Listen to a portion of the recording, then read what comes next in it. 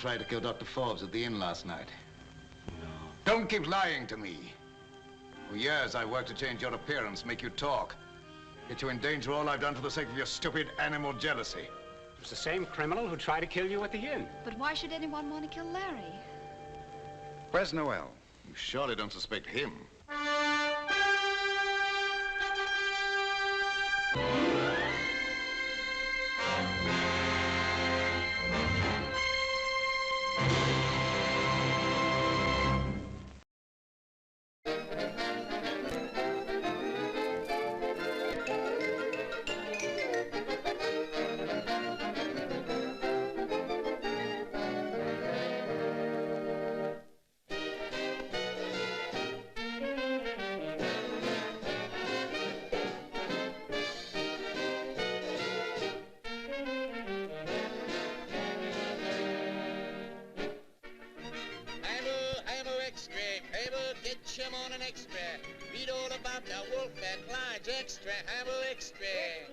Read all about it, get your paper, read all about the wolf, extra, extra, get your paper.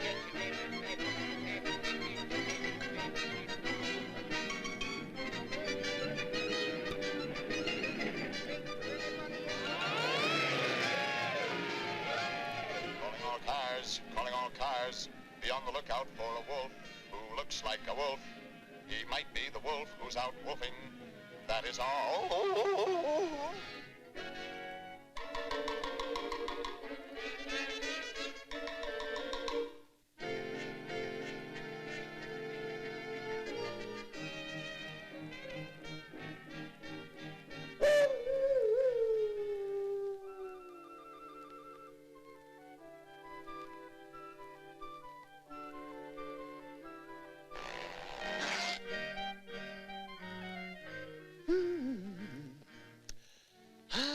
What a beautiful day.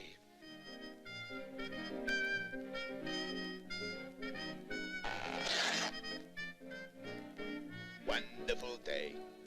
Lovely, lovely, lovely, lovely, lovely. Yipe! Yipe! $5,000 reward for his capture.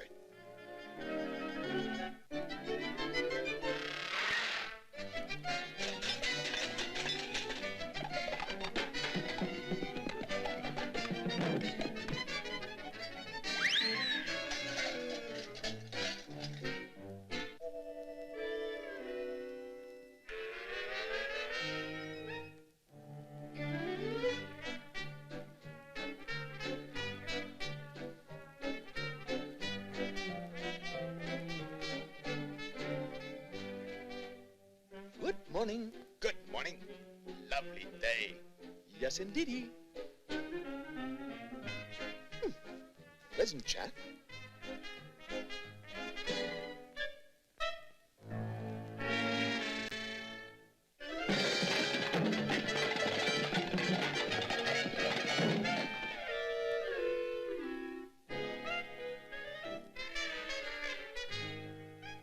I hope I haven't inconvenienced you.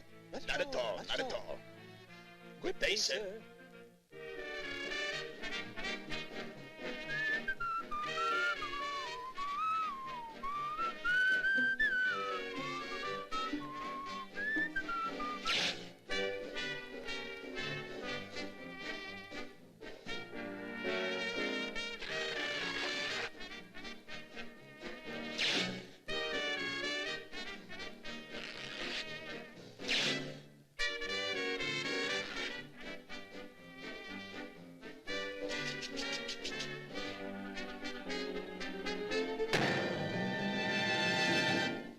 $4,961, $4,962, $4,963, $4,964, $4,965, $4,966, $4,967, $4,968, $4,969, $4,970, $4,971, $4,972, $4,973, $4,974, $4,976, $4,977, $4,978, $4,979, $4,980, $4,981.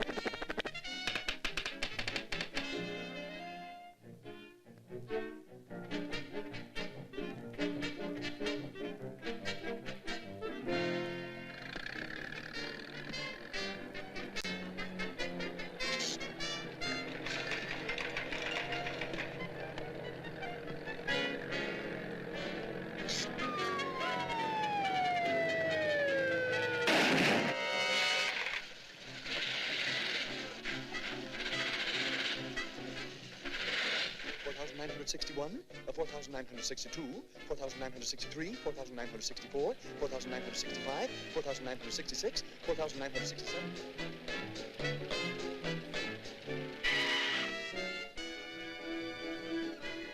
Hello, operator. Police department, please. I got him. I got him. I'll be right down to collect the reward.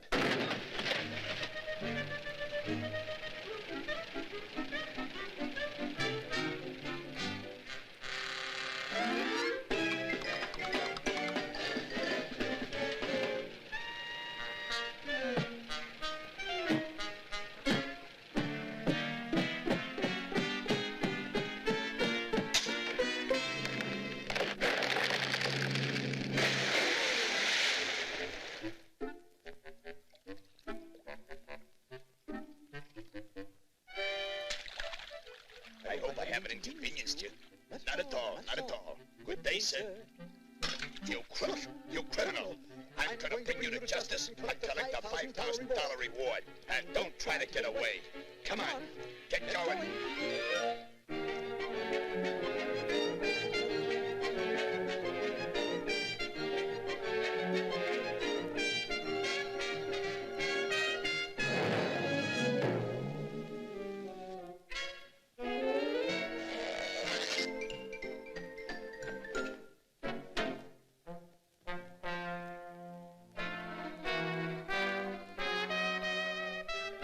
$4,994, 4,995, 4,996, 4,997, 4,998, 1,999.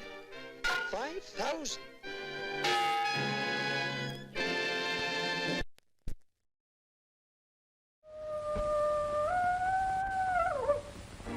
In a forgotten mansion deep in a dismal swampland, a scientist, crazed by his lust for revenge, repairs the last detail of a diabolical death plan.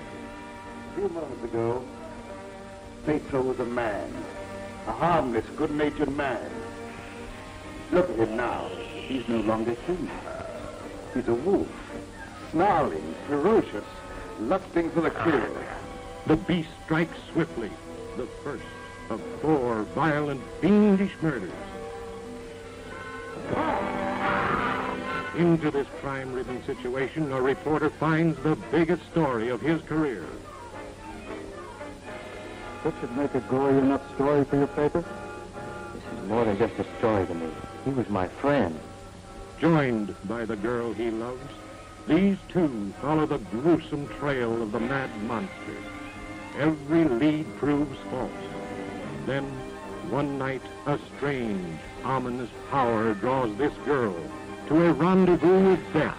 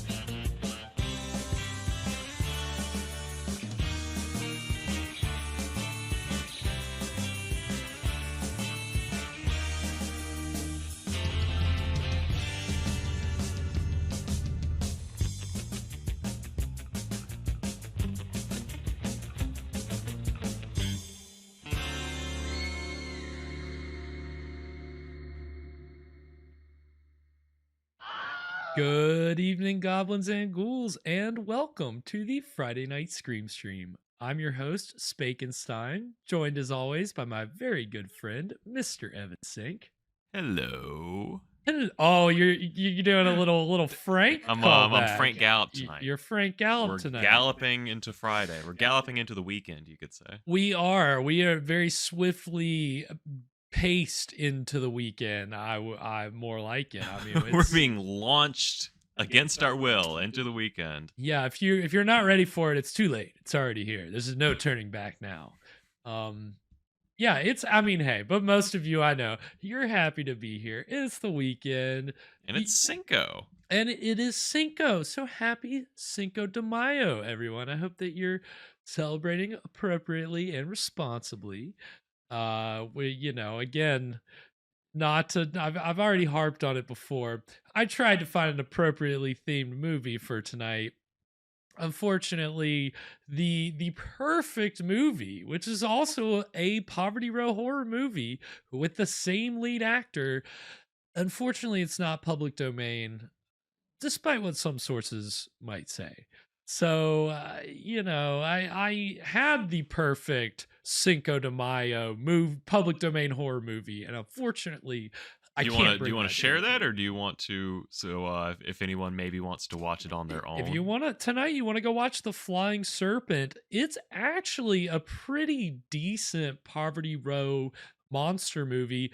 The monster in that it's an Aztec mythical creature called Quetzalcoatl, and it's got some, the creature design. It's a puppet. I mean, obviously, but the creature design is interesting. The real Quetzalcoatl was unavailable. They couldn't get him, so but it looks like some of the stuff in the movie looks like they were there, like on location in New Mexico to film some of that. And George Zucco is there, and he's like guarding some Aztec treasure, and so he uses Quetzalcoatl to take out his enemies, and it's kind of like basically a beat for beat remake of The Devil Bat, which we saw I think in season 2, and that had Lugosi, where he made the big bat that was just killing all of his mortal enemies, just as one does when you get fed up. You make a giant bat, you put it in your attic, break out the bat, and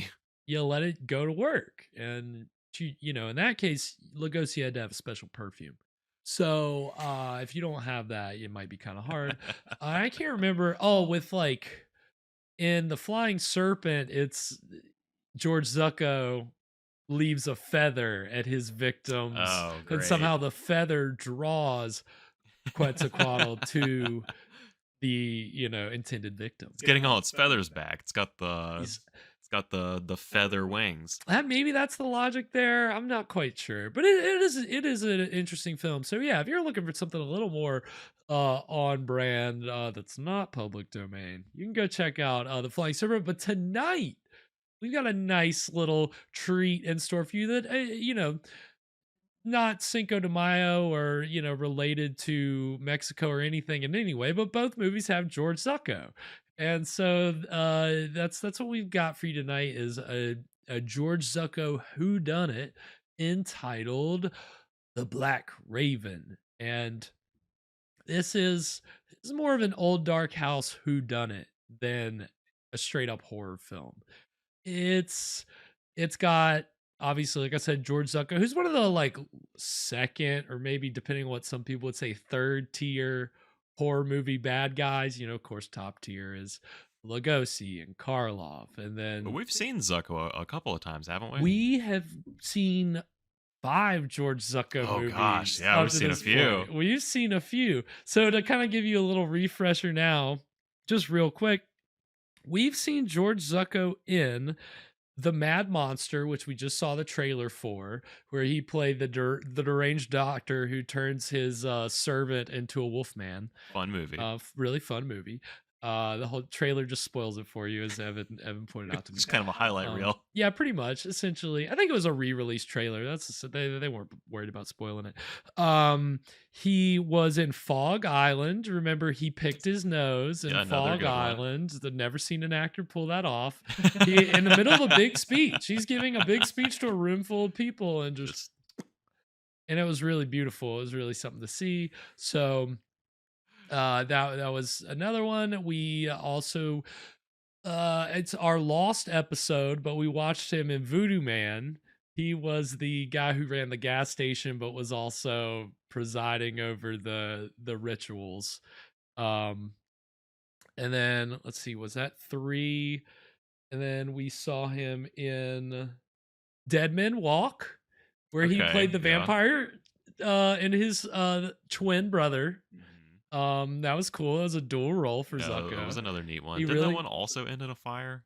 That one, yeah, I did. Yeah, I did. That one also ended in a fire, and those are all, I think, minus Voodoo Man, Dead Men Walk, The Mad Monster, and Fog Island are all by the same studio producers, Release Incorporation, and they're the people that produced tonight's film. So Zucco was the big, like Lugosi was the big guy at Monogram. Zucco was really the big guy at Producers Releasing Corp, PRC for short. All right, that's it sounds like good news because those were good films. So tonight's movie should be pretty good. Right, even for it not being a straight up horror film, it's got a brisk pace. It's got a lot of twists and turns. It's a murder mystery. It's an old dark house film. You got all these people trapped in this house, and there's murders going on. They're trying to figure out who done it. If you love movies like that, and we've seen a few on the show, a good number. We'll talk more about them later, but then you will enjoy this film. And the other Zucco film that we watched, the last one, was of course Scared to Death, where he played the doctor, Dr. Van E. And, that's, of course, one of my personal favorites. That's an almost infamous one on the stream now. It is. Any movie that you guys have watched of your own free will outside of the show just because it's like, what the fuck was that? That didn't make any sense. I will consider that it lives in infamy. Yeah, that one's a thinker. Yeah. Or maybe it's don't think too hard, or it'll take years to make it make sense. It doesn't even make sense, but I have made it make sense to me because I've seen it for like 20 years. He's got the bulletin board, ladies and gents. I do. I pretty much do. I've spent days and days and days with, bags under my eyes and just, pacing around and trying to figure it out, and I got somewhere with it. But Zucco, in all those movies, except Fog Island, he plays a bad guy.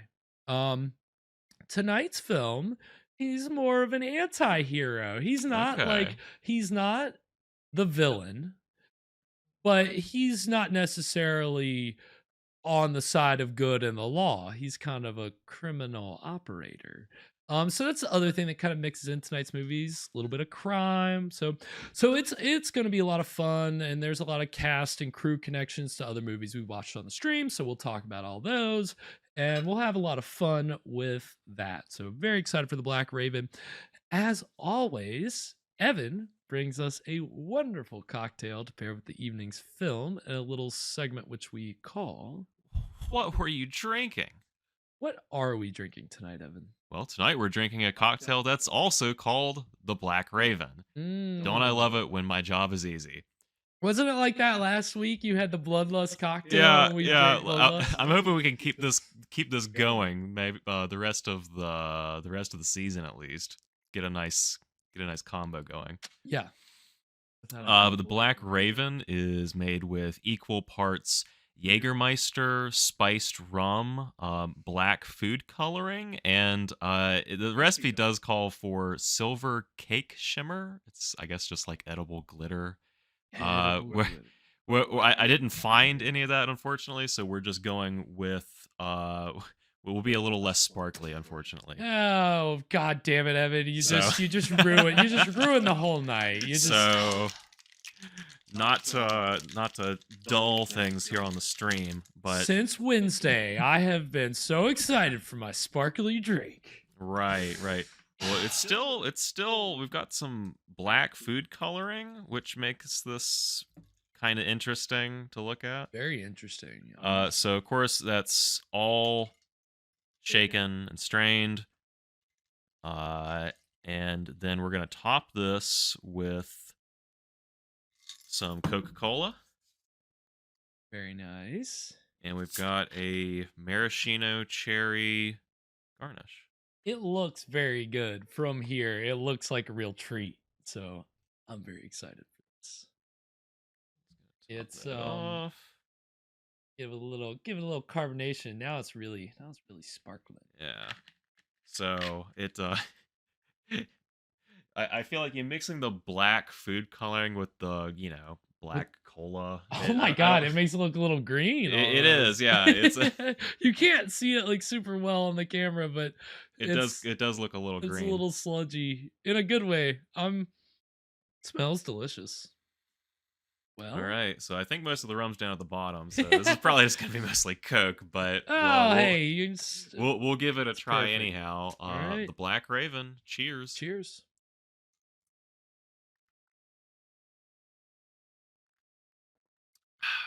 Very good. Very good.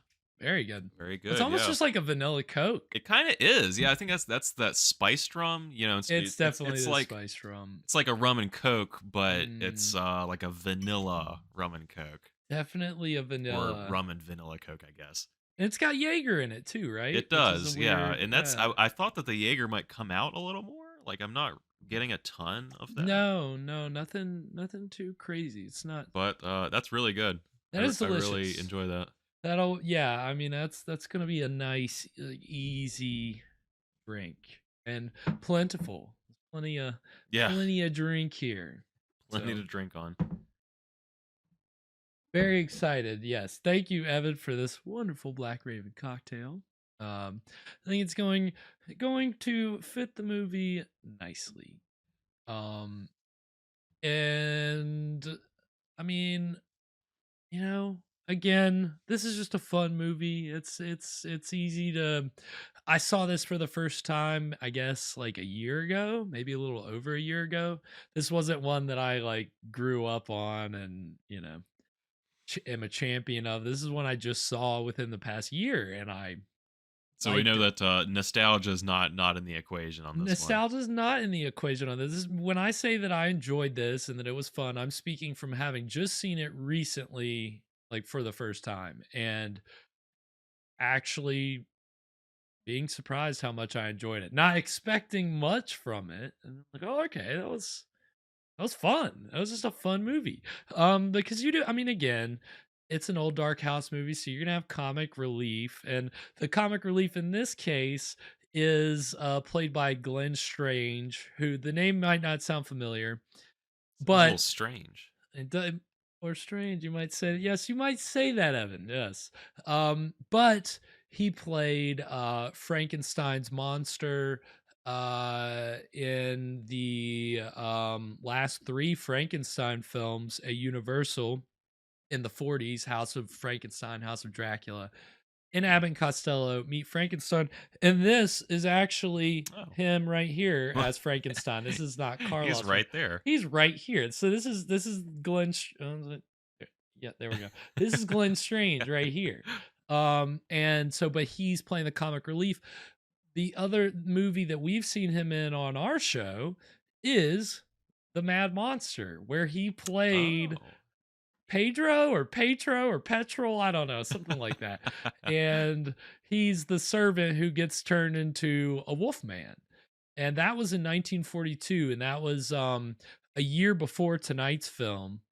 So it's weird that the year before it's, this mad scientist and this innocent victim monster, but then in this movie they play kind of a team, because Zucco's character basically runs this inn, and Glenn Strange is the handyman's, but he's like the comic relief character. So he's falling around a lot and it's a lot of slapsticky stuff. And then Zucco is more like he's in all the intrigue that's going on with all the different guests that are like stranded at the tavern, and the murders start happening and there's like gangster shit. So it's, you know, it's chock full of interesting plot points. There's no shortage of interesting plot points. But yeah, I mean, Zucco and Glenn Strange, those are two big horror movie names for, 1940s horror, essentially, which, I realize how niche that sounds when I say it out loud. But that's what this show's all about. Yeah, it's sure, yeah, seriously. Get pretty niche on this show, if you know what I'm saying. No, it's not a euphemism. It's not a code for anything, I promise. But yeah, this is again from 1943, Producers Releasing Corp. So it's made by the same people that made all the other Zucco PRC films that we've seen. So yeah, you said that this was Poverty Row. Yeah. Okay. So just to maybe remind the audience, could we define Public Row or Poverty Row? Poverty Row. Yeah. So for those of you not keeping score at home, Poverty Row was the kind of a derogatory term for studios that were way below the golden age classic studios of the day. So, at the top you've got MGM and Warner Brothers and Columbia, and then your mid tier is Universal and I can't remember the other mid tiers, but then even below that you've got Poverty Row, and Poverty Row studios were basically, these little sound stages close by to the big studios, but they were churning out movies for like a fraction of what the big studio movies cost, and like in a quarter of the amount of time. Like at a Poverty Row studio, they can make one of these movies in 5 days, the budget of, $7,000. They're the folks like out back in the shack, just churning out like I don't want to say bootleg movies, but essentially, because it was just about the more product that you have out in the world, the more money you're going to make. Because in that day, you could maybe expect a movie to play at a theater for a couple days, and then a new movie was up. So it was more about, almost like with streaming nowadays, it's almost more about the volume that you're putting out, as opposed to any type of quality or any notions that this is going to have a life someday, like decades down the road. You're not worried about the future with this movie. You're worried about the present. How much money can it get you for like the minimum that you can spend to make it? And that's how you end up with, we've seen a lot of Poverty Row horror movies on this show, because horror was a popular genre at the box office, and the movies were pretty cheap to make. The other genre that they loved that we don't really talk about a lot were Westerns. That was the other thing, that Poverty Row Studios were definitely cranking out way more Westerns than horror films. Like, when I've looked at the filmographies for some of the people in tonight's movie, I mean, you can, like, some of them are in series of Westerns, like 20 or 30 movies where they play the same character. Jeez. And it's just because, I mean, again, in Hollywood at that time, you had all these movie ranches where, like, people were just constantly renting out these ranches to film, or studios just owned these ranches. So you had all the costumes, you had the locations. So it was just easy to just constantly make one Western after another. You're done with your costume, you pass it on to the next guy. Yeah, I mean, and that was how Poverty Row studios worked at large. It was reuse sets, reuse costumes, reuse actors, recycle everything that you can. But with the westerns especially, I mean, it is unbelievable. Like, it is really unbelievable how many westerns there are. So if you're paying, maybe if you're really, really nerdy about this, you could maybe track a Hat's journey through various movies. You probably could. I mean, you guys have seen how I was during Flash Gordon Conquers the Universe, constantly pointing out like universal film props that I recognize from other horror movies. Like, oh, they reused that, they reused that. Somebody could easily have a public domain stream that is just westerns. I guarantee you, like, that so many of these Poverty Row studio westerns are public domain that there have got to be hundreds. There's so many of them. And so if I mean, westerns, again, it was the most popular genre by far. Like, and they were easy to make. So then you had horror, and again, these horror movies are remembered now more like, for who they cast. Again, most of the Poverty Row movies that we've seen have had Bela Lugosi in them. And so, you get a name value in there, and that's kind of what is carrying the movie. That's how more you or sell less. it. That's what's selling it. And I mean, that's essentially what Poverty Row Studios would do if they could get some actor that was hard for work, that really wanted to work, but the studios for whatever reason decided we don't want you, then they could go get a contract at Poverty Row, like Lugosi, to do 9 movies in like 4 years. And you're not making a ton of money, but at least you're getting the bills paid. I mean, that's the thing about Poverty Row. You're working so fast that you're not getting paid a lot, but it's not, that it's not Shakespeare. That you're not making an Academy Award nominated film. You realize that if you flub your line, or like in the case of Tonight's star George Zucco, pick your nose mid-take, that they're gonna probably go with it. They're not gonna retake it again because they don't have time to retake it again. They've got to have this movie out next week. Not usually more, they have more time in between than that, but essentially you're cranking a movie out in a week. I mean, they usually had it out like a couple months later. It wasn't very long. So these, again, Poverty Row Studios were basically the little guys compared to your MGMs and Warner Brothers and all those big guys. And they got after it. Again, the director of tonight's film directed hundreds of Poverty Row because the owner of PRC is his brother. The director is Sam Newfield, and his brother is Sigmund Neufeld, because I think Sam anglicized his name because I think they were immigrants, or their family had immigrated. I can't remember where from. But they were brothers, and they basically made most of the movies that came out of PRC.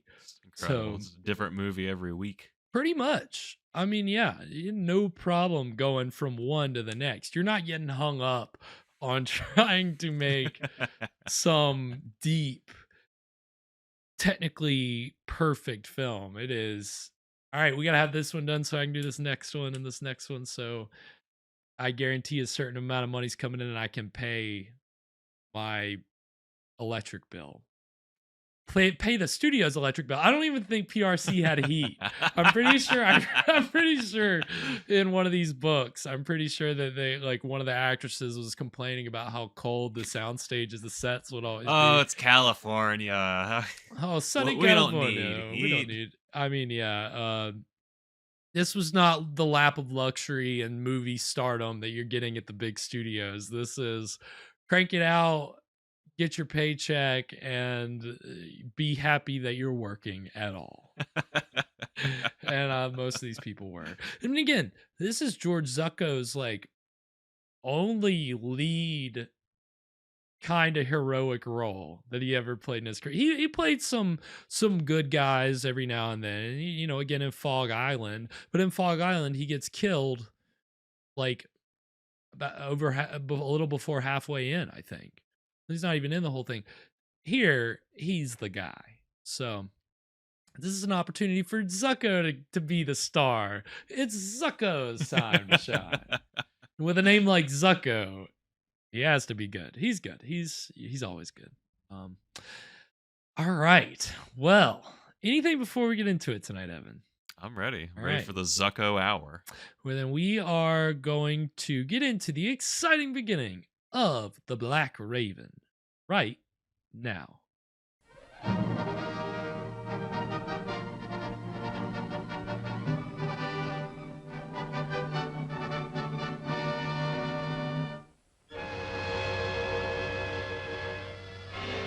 And if this music sounds familiar, it's because this is the same music that they use for the title sequences in all their other horror movies. It was the title music in The Devil Bat. It was the title music in The Mad Monster.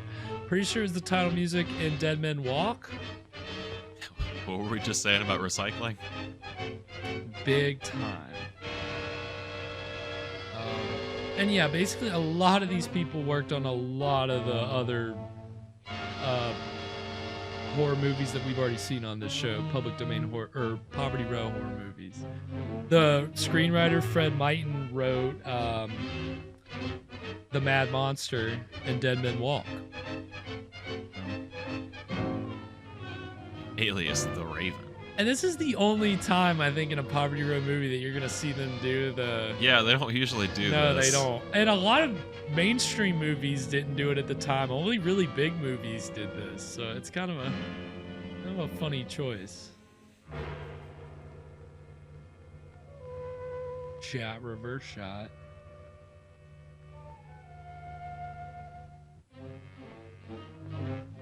Charlie Middleton. Let's see if you remember old Charlie Middleton when he pops up in it.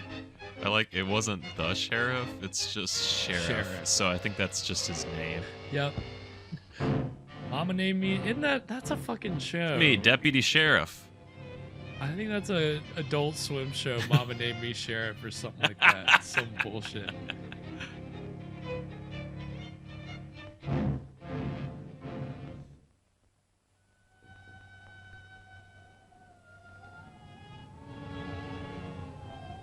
I have a relative who was in the army, and when he was in the service, he was called Private Major. That's good. That's not confusing at all. Private Major. What? Who? Me? Were you talking to me? No, Major. I wasn't talking to you, sir. Talking to Private Major. Damn it! This is not turning into an Abbott and Costello bit.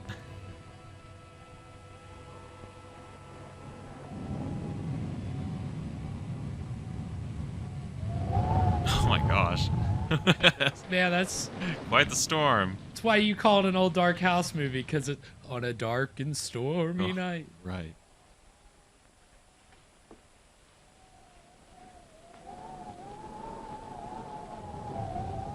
Oh.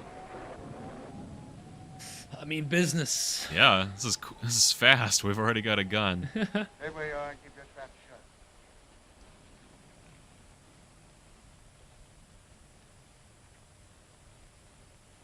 So, Whitey, I thought you had 10 more years to serve. Yeah. But I was so anxious to get square with you that I busted out. I could have knocked you off when I first come in, but I had to face the judge when he handed me my rap. I want you to do the same. You're crazy. Maybe stir crazy. If I am, I got you to blame for it. I've been laying up there in a pen while the Black Raven's been doing pretty good for himself. We were partners when the dough was rolling in, but when the law cracks down, you don't know me from a yellow dog. All of a sudden, you got too smart to take orders. When I saw what was coming, I protected myself. Why should I get into jam? Because you were a fool. That's your story. The way it looks from where I stand. Trying to You double turn up the cross me so volume you on the can grab movie the because I work. realize it's probably kind of quiet. You could be wrong about that. Yes. And I could be right.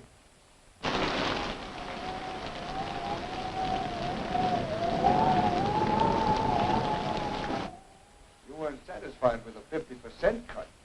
So now I'm going to give you a 100% payoff.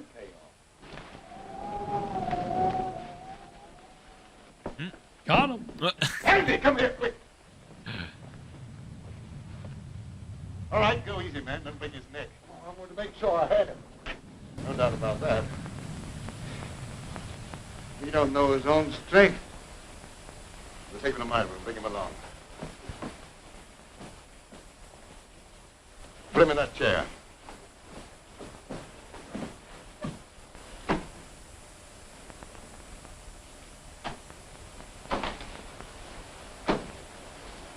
What's the matter? Didn't he like the service? He's suffering from rapid delusions aggravated by a moronic mentality. Is that bad? Might prove fatal. I hope it ain't catching. Let up on me, Raven. I won't bother you no more. I'm quite sure you won't bother me anymore. What are you going to do with me? You've still got another 10 years to serve. That'll keep you busy for a while. Don't turn me in. I'll promise to leave the country and never come back. I'd be a fool to take a chance on trusting you when I don't have to.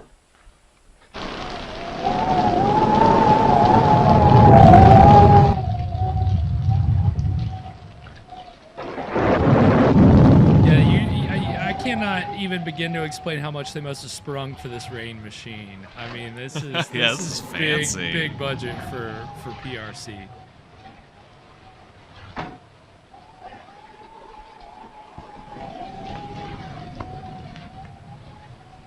I mean, I don't even want to know how much that fern cost.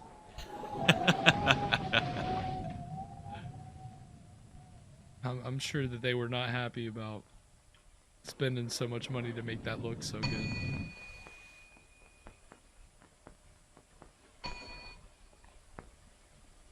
Yeah, I hope they got some good use out of this inn.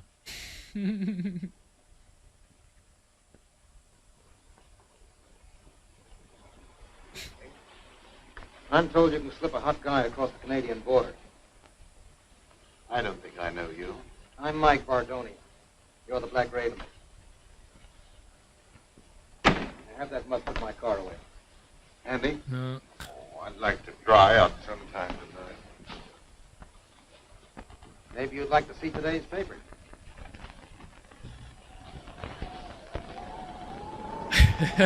Very well posed picture.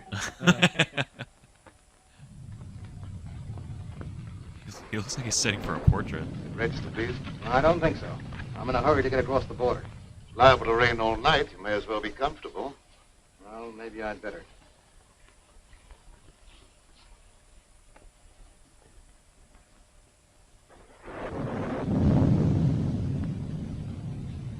Part of the deal. Yeah. Got your signature, bitch. Sure it was like John Smith or something. I can't read that old school cursive.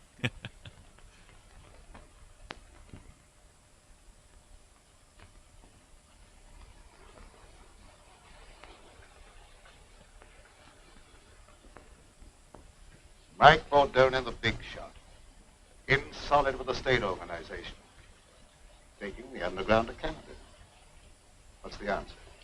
My racket's paying off big, so Tim Winfield decides to take over and make me an office boy. When I don't play that way, he tosses me to the coppers. I'll come back when the heat's off and settle with him. Tim Winfield, huh? He's a bad man to fool with. Others have learned the hard way. All right, so it won't be easy. You think I got where I did by being a cream puff? How about that? That is the kind You of gotta stuff love this 40s See what I slang. can Yeah, I got this way by being a cream puff, see? We gotta bring that back. That makes you sound really tough. I mean, remember the first thing he said to him was, "Can you sneak a hot guy across the border?" You know, like, I knew what he meant. Right, I'm like, but- bro, this slang is just not gonna work. Have to turn back. Oh, dear, are you sure I can't get through? I just said the bridge was washed out. I'm sorry. But just a minute, mister. Are you sure it's impossible to cross? Listen, buddy, if it was possible to cross, you don't think I would be standing here? Oh, no, of course not, mister. But how am I going to get over? You are not. But is there no other way? This is a matter of life and death. Who's? Yours or mine? Oh, please, now you're joking. There must be other roads. Sure there is, but they're all washed out. That's the Well, yelling. have you any idea how long it'll be before the bridge will be fixed? That just depends upon how long this storm is going to last. But if you must wait a while, there is a little shack down the road belonging to the highway police. Oh, no, if I have to wait, I'd much rather take a room for the night, or until the storm subsides. Well, then turn back about a mile to a place called the Black Raven. They might be able to put you up. Oh, thank you. You are welcome. Thank you, John Cleese. Yeah, all he needed to do was slowly walk away. Now that is a beautiful shot. Look at the way the light is coming through. Yeah, that it's is kind of wild. framed. Yeah, that was good. They got a lot going on. Do you have any idea how long it'll be before we can get through? I'm afraid it won't be for some time. Is there any other way across the border? No, sir. All the other bridges have been washed out, too. Do you know of any place around here that we can stay until the storm blows over? Yeah, a mile back down the road is a place called the Black Raven. I'm sure you can get accommodations there for the night. Are we going to see this like 4 more times? Great, we got a full house. What are we going to do? I don't know, darling. But we're not going to give up, even if your father's political influence did keep us from getting a marriage license in this state. I wish we had Exposition. Why, dear? Father's a vindictive man, and I'm afraid he'll make trouble for you. He has no political influence in Canada. We're not in Canada yet. No, but we will be. We'll manage somehow in the morning. I hope so, before Father catches up with us. And we'd better get out of here before this storm gets any worse.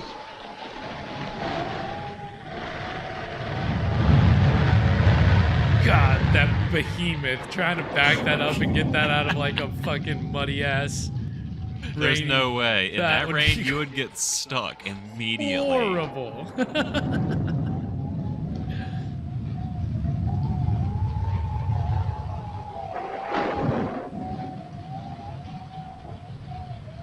Poor Andy, not gonna get dry at this rate. Shit. Jumpy. I beg your pardon. I beg your pardon. So, yeah? did this guy... What for? I just beg your pardon, that's all. Did this guy Don't name his bother inn Mr. after Wolf. his, like, alias? Are you the That seems like a proprietor? weird thing to do. Yeah, yeah, the isn't kitchen it? scaring up something to It eat. does not make sense. Good evening. Did you want a room? Yes, the highway bridge was washed out. So I heard. Let me take these. Oh, never mind. I'll carry these. All right. This way, please.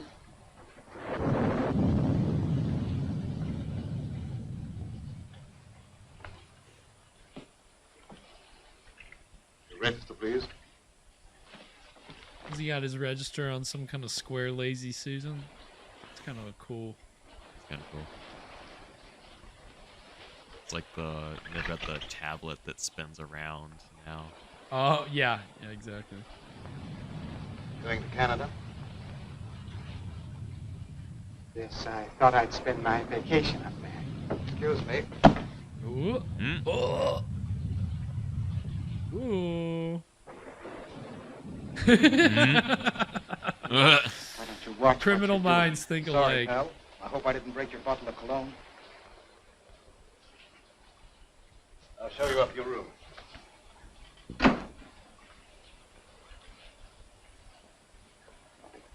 Oh, Andy, there's another car outside one's putting away. Another one? If this keeps up, I'll never get dry. You let Andy have the key to your car? Oh, yes, of course. You come with me? Sheesh. See a little bit of the Frankenstein monster coming Yeah, out. yeah. I'll take it out on the customer, man.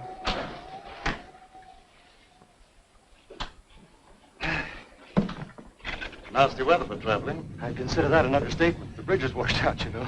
I know. Will you register, please? I know. I washed it out myself.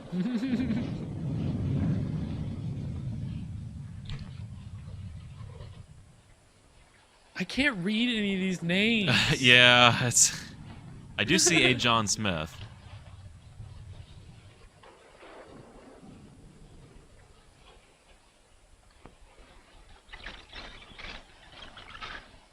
Miss Winfield. Any relation to Tim Winfield? He's my father.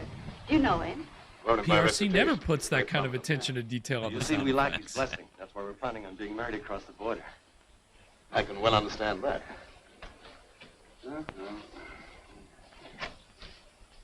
I may as well take you all up at the same time. Fine. Oh, would you pardon me for just a moment? If you're ready, I'll have Andy take you on your way. Oh, there's no hurry. I'll stick around for a while. I'm gonna have this side conversation with all these other guests. Yourself. Right here. I'm sorry. This way, please.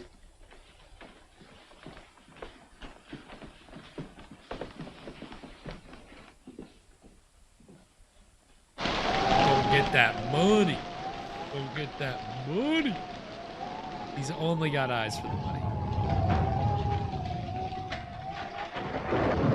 I mean, I guess if you just escaped prison, that's the first thing that you're trying to get hold of. Is... Right, yeah. He needs some liquid assets. Big old stash of loot. I'll be with you in a minute, Mr. Smith. Thank you.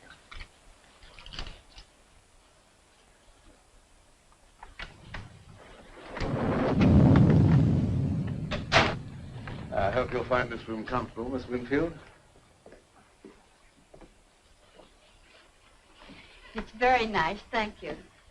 I can give you a room across the hall, Mr. Bentley. Well, that'll be fine, thank you. I'll be with you in just a minute. Yeah, I was about to say, are they gonna share a room? Oh. Like, dang, PRC, you're really getting after it. Yeah. We'll cross the border and be married in spite of Mr. Winfield and all his henchmen. She used her real name. She ain't afraid of nothing. Remember, don't worry. Yeah, now I'm super worried. Man, back then you had to rent 2 rooms. It's twice as expensive.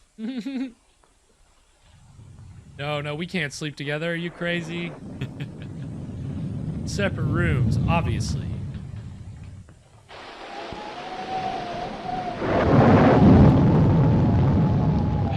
Big N was pushing traditional values back then. Sell more rooms.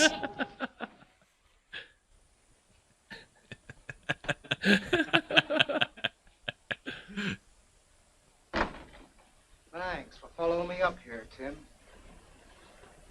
I didn't follow you. What you do means nothing to me. I wouldn't be surprised if you changed your mind about that. I don't like to be kicked round. You outgrow your hat, Mike. There's no one the organization can't get along without. I'm glad to hear that, because we may have to get along without you. Well, seldom I have such a distinguished guest as Mr. Winfield. You know me? I've had business with you, indirectly. Hmm. You seem to have gotten wet. Yeah, my car went into the You ditch. don't want to be on the wrong side of Half a mile Zucco. or so. Oh, that's too bad.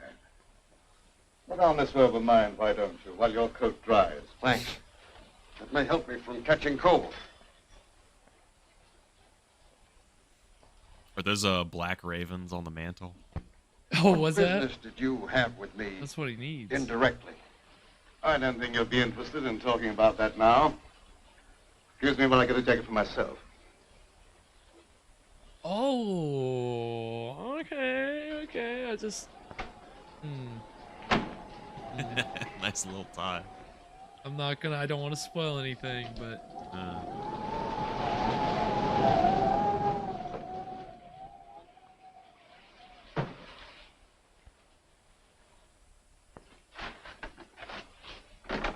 Well, there's another car out front, Mr. Oh, pardon me, I thought you was Mr. Bradford. Andy, come here. Kramer and out the door. Mr. Bradford, there's another car out front. Never mind about that. That prisoner escaped. You've got to search the house from top to bottom. You've got to find him. Who searched for who? He may be dangerous. He is very dangerous. That's why you must find him right away. Yeah, you're 6'4". I think you're going to be just fine. He might have been 6'6". I don't know. Glenn Strange is pretty tall. Glenn wants a short I've Frankenstein. been trying to catch up with him. I don't give information about my guests. You know who I am. You better cooperate with me if you hope to stay in business.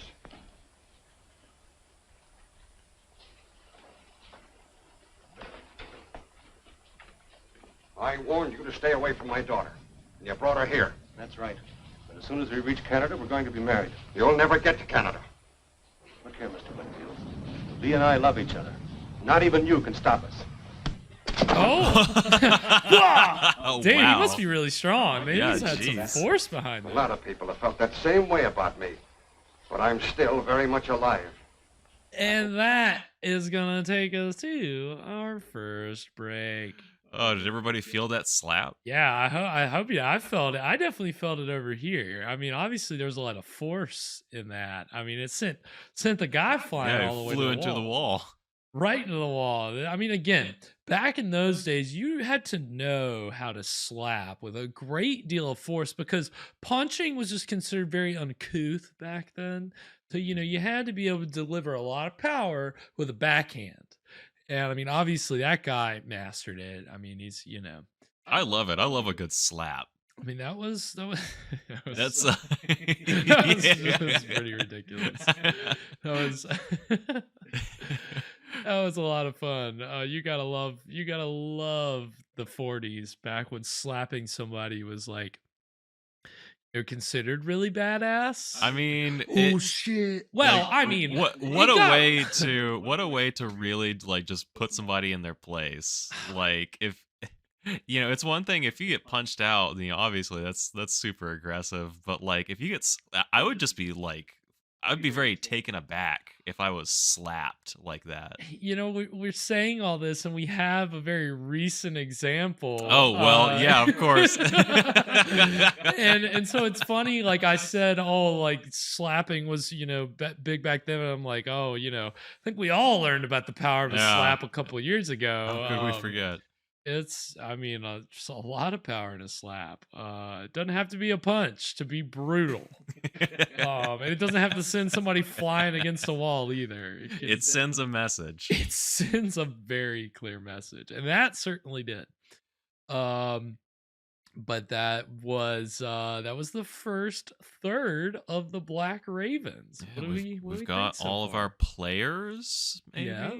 Everybody in the one house. more. We got Okay. one more. More. Enter the picture, but We've got most everybody. We got the innkeep, the I don't know, what would you call him? The help. Mhm. We've got this gangster and the newlyweds and the father who caught up to them. yeah, no, obviously, pretty in shape for this, old man who's worried about catching cold. He seemed like he didn't come with a car. Everybody else drove up in a car. He was just on foot walking. So it's really like It's a hot pursuit.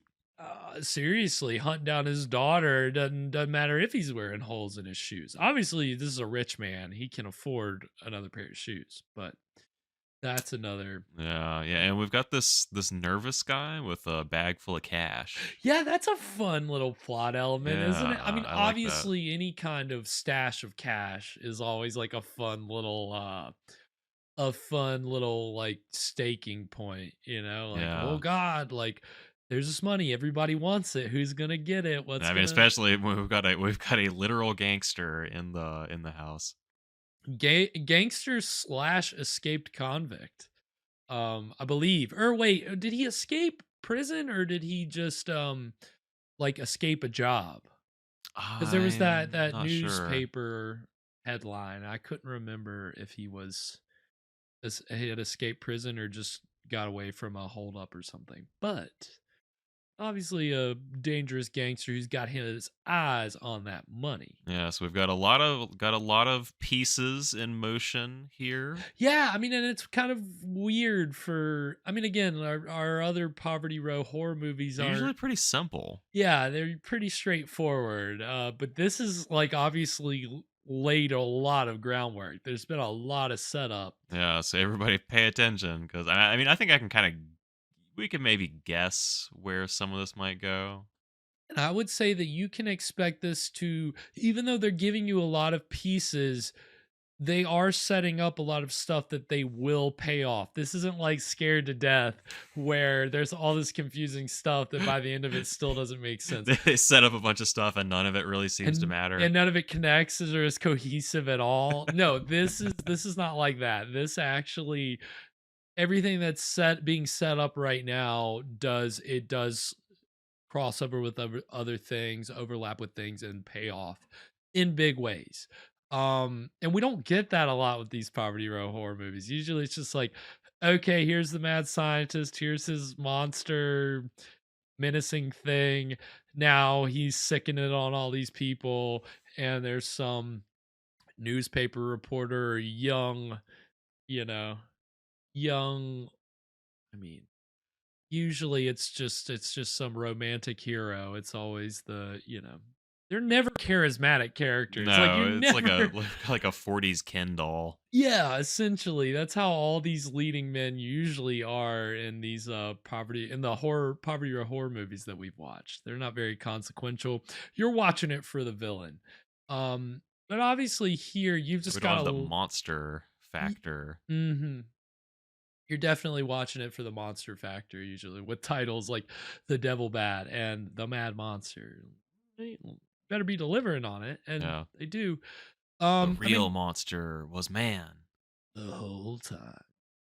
But it really does, that is every old dark house murder mystery kind of a movie. There's all these, you've got to set up the motivations and the stakes of like, why is the murder, would any of these people be willing to murder? I guess the closest thing that we've watched to this so far is Fog Island, which also had George Zucco in it, which came out 2 years after this.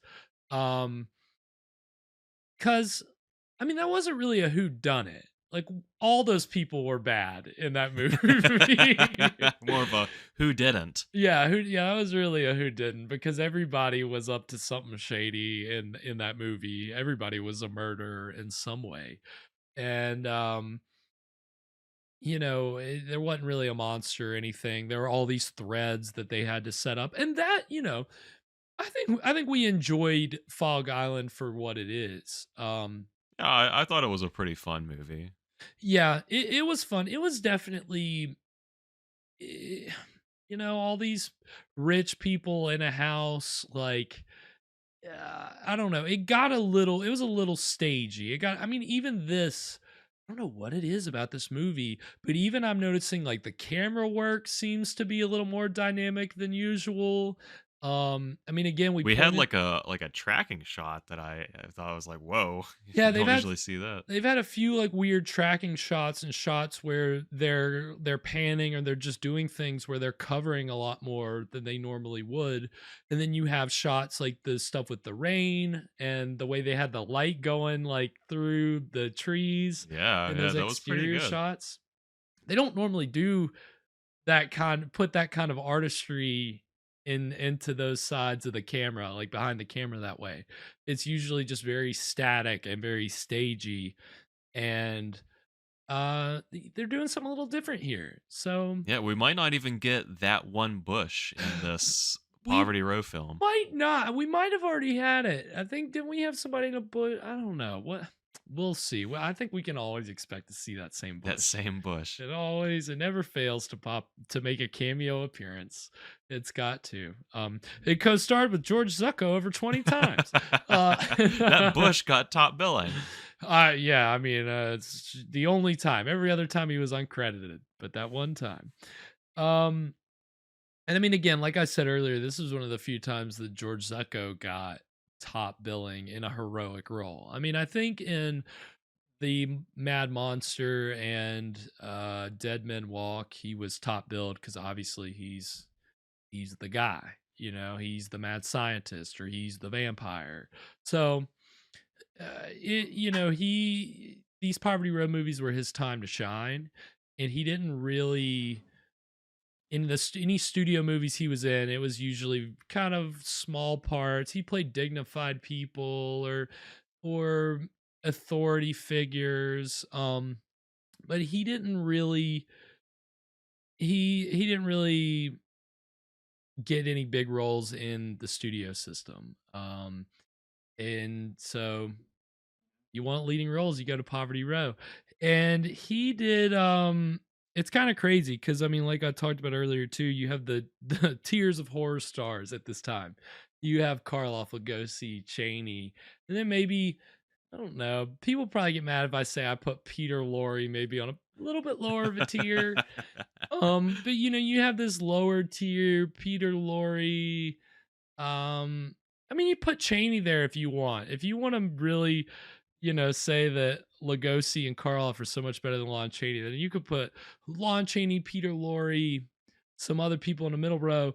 And then down here on this bottom row, you've got Lionel Atwell and George Zucco and, some of these smaller, kind of more character actor guys. John Carradine. You maybe put John Carradine in the middle just because he was around for so long. But George Zucco is like the bottom. But we've got to get you to do one of those tier. I got to do a tier list. It's gonna be classic impossible. Horror actors. It's gonna be so hard. It's hard enough for me to rank them now.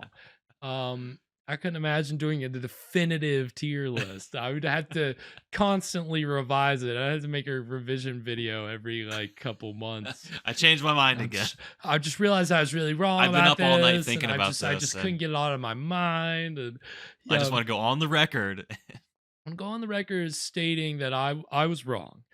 So I don't know. Well, we'll get there eventually with the tier list, but I mean, Zucco is definitely not a Karloff or a Lugosi, but when he was given these big roles, he had a lot of fun. He really shined, and I think we've seen that in the Mad Monster, and I think definitely Dead Men Walk because he gets to play two roles. I mean, you see that. All right, this guy's talented. He's having fun. But he is still considered a horror name, a name in horror. At least I definitely consider him a name in horror. But it's kind of crazy when I really sat down and looked at his filmography today. He only made horror movies for 8 years. Huh. I mean, it was really just from 1939 to 1947. So what was he doing when he wasn't doing horror? He was, again, he would have more bit parts in studio films, playing authority figures or dignified people or cops, things like that. And at Universal, he got to play, bit parts. He never played any of the big bad monsters, but in the Mummy movies, he would play a high priest who is resurrecting the mummy to sick on people who are desecrating the tombs. Kind of the guy next to the guy. The guy next to the guy. That was usually, if Zucco was at Universal, that was what he was doing there. And if he was at any other big studios, he wasn't doing horror movies usually. Every once in a while, a big studio would make a horror movie and he'd be in it. I think we saw a trailer for Dr. Renault's Secret, which I think was 20th Century Fox. And I mean, that was definitely a B movie for Fox, but it was still a big studio doing a horror movie, and they cast Zucco in a big part. But he only did horror movies from 8 years. And so we're going to see a trailer for what I more or less would consider his very first horror movie, his very last horror movie. So the first horror movie, more of a horror comedy, old dark house film called The Cat and the Canary, which again, it was kind of a parody of The Bat, which we have seen on this show. The Bat started as a popular stage play, so The Cat and the Canary was a play on The Bat, and The Cat and the Canary got made as a silent movie, which we'll watch at some point. It's just it's German expressionist, but it was made in Hollywood, so it's really interesting. And it's made in 1927. This version's 1939, and it's got Bob Hope in it, and Zucco plays like an attorney or something like that. Again, and this was from Paramount, which was a big studio at the time. So you see Zucco is playing, and he's playing an attorney. He's playing an upstanding society figure. He's playing an authority figure. But that was really his first foray into what could be considered, horror adjacent, if you like. And then his very last horror movie, believe it or not, and again, maybe you don't call this horror, maybe you call this horror adjacent, but I also think it fits under the All Dark House label, Scared to Death. That was his last horror movie, believe it or not.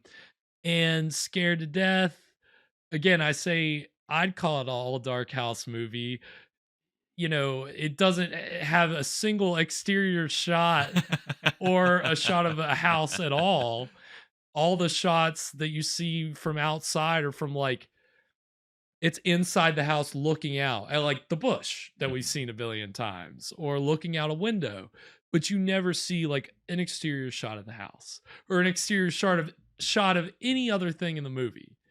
It's all in that set, and that's kind of the weird power of that movie, I think, is that they don't establish the world for you in a normal way. They just throw you into this house and you're just stuck there the whole time, except when you to the morgue, right, and then you out of the morgue. But you don't see the exterior of the morgue either. You're just in Zucco's house the whole time. And you got Lugosi and Angelo Rosito popping out of walls, and it's fun, but it's a little maddening, and I think it's supposed to be. But I consider that an Old Dark House film, loosely. But that's Zucco's first, which was 1939, and Zucco's last, which was 1947. And actually, again, Scared to Death was shot in 1946. It was released in 1947. So I have to be specific about that. Yeah. And that one's in color. And that was in color. So at least he finished out big with a color movie. So I guess 7 years, not even 8, 7 years technically. Yeah. Wow. So, we're going to see these two George Zucco trailers. And then when we come back, we'll get into the exciting thing. What? Yep. All right. Sweet screams, everybody. We're going to get into the exciting middle of The Black Raven. So stick around. We'll be right back.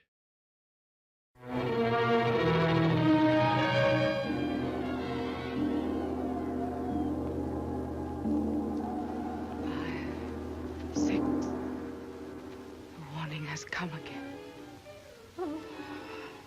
Nothing can stop it.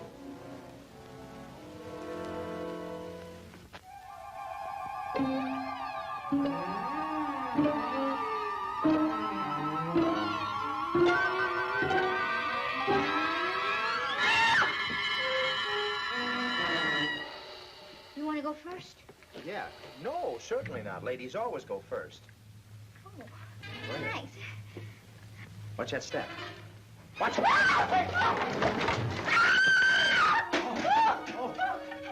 It's got me. It's got my hands. It's got. Jeez. It's this hand. It's this. Oh. Hurry up. I feel like a mouse. Get me out of this.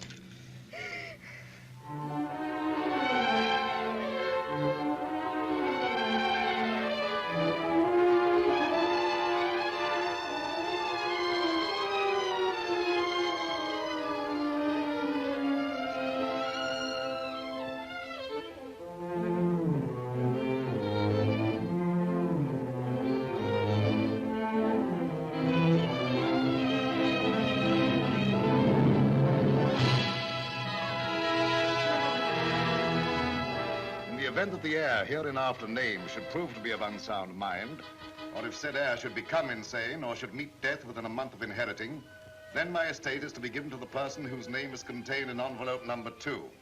Well, that will is practically an invitation to commit murder. I remember a situation almost like this in an old play called The Fatal Hour, or She Should Have Known Better. At the end of the second act, the leading man takes the heroine in his arms and he kisses her. And then, filled with new courage, he starts out after the villain. And, of course, comes back in the third act. Oh, sure. No. As a matter of fact, in the third act, he's found dead in a bathtub. Why, there's nothing. Hey, wait a minute. This is loose. Hey, what's this? Listen, baby, don't be surprised if we discover an old skeleton in here. Well?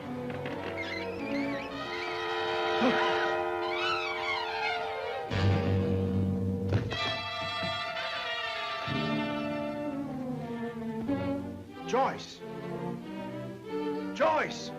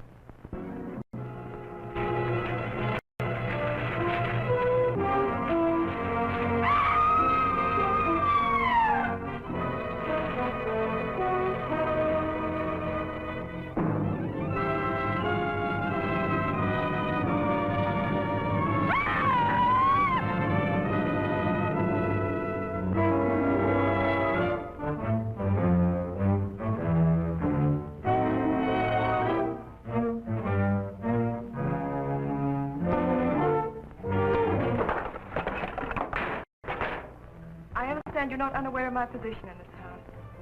Well, maybe you can tell us about it. I'm being kept a prisoner here against my will.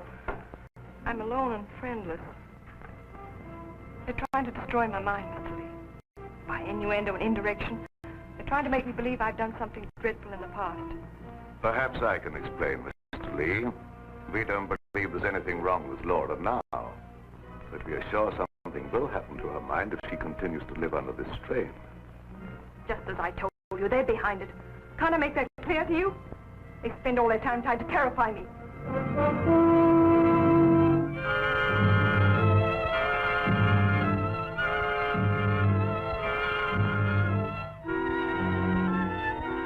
says to put the blindfold on, and you will know the truth. No!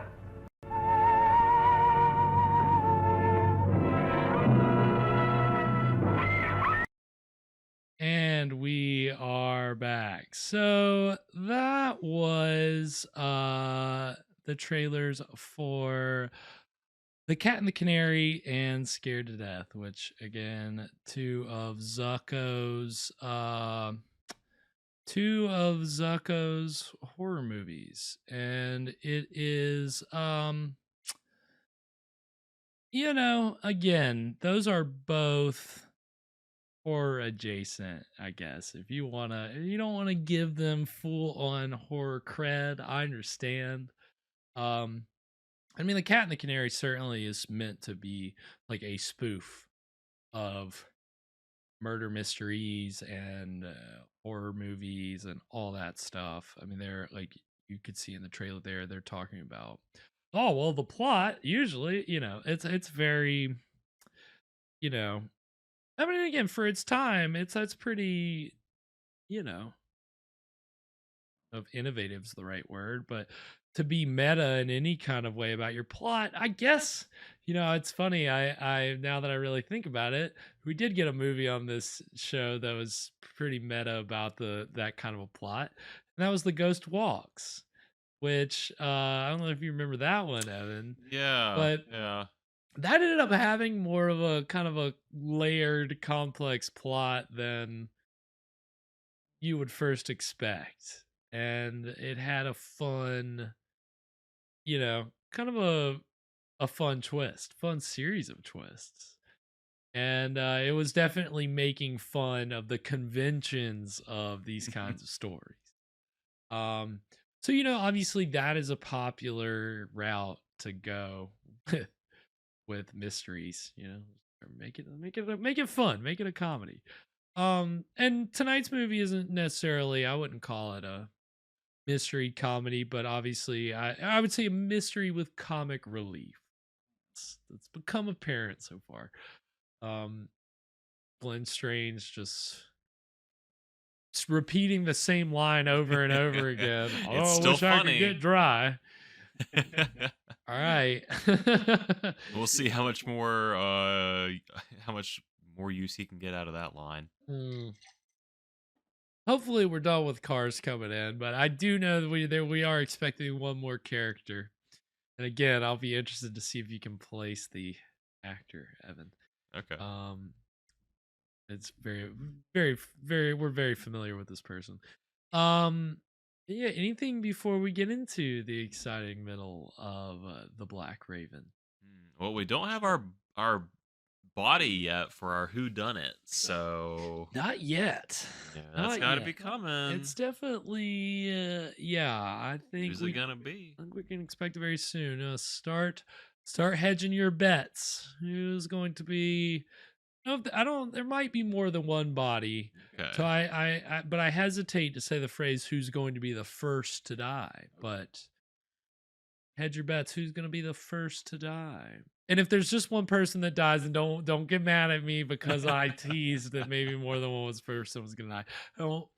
It's tricky. As I said on Wednesday, I didn't pay attention all the way through when I watched it the last time, so I don't necessarily remember everything that happens. So you didn't finish the movie, but you assume somebody else dies. But I think when I was watching it, I'm pretty sure more than one person died. But don't hold me to that. Is all I'm saying. This might be a different version.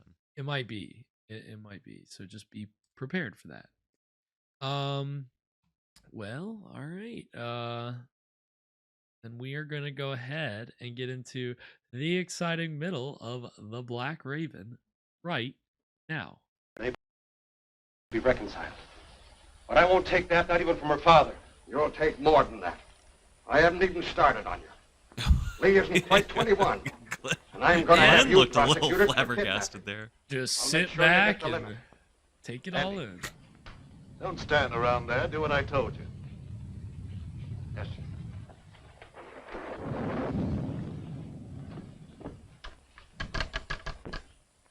Connect me with the headquarters of the state police.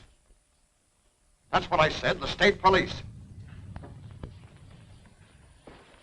What's going to happen? Why is Father calling the police? He'd call out the Marines if he could to keep us from getting married. Get him, boys. Operator. Operator, are you asleep? What's going on with this crazy phone? It's all right a minute ago. You probably noticed there's a bad storm going on. Anything could happen. Anything. Wink. This is the kind of Once end more, where I need anything you to marry could this happen. fellow. I expect to be obeyed. You've no right to allow a stubborn... We charge- Endless possibilities. We charge by the hour. We'll go to your room. You'll stay there till I can take you home. You weren't a fool to think you could put anything over on me. We'll see.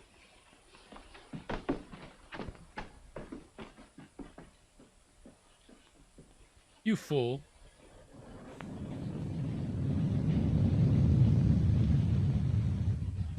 All right, got another gun in the mix. A trusty gun. Keep your chin up. Brakes can't always be against you. Thanks. Things look pretty black right now. Like a raven?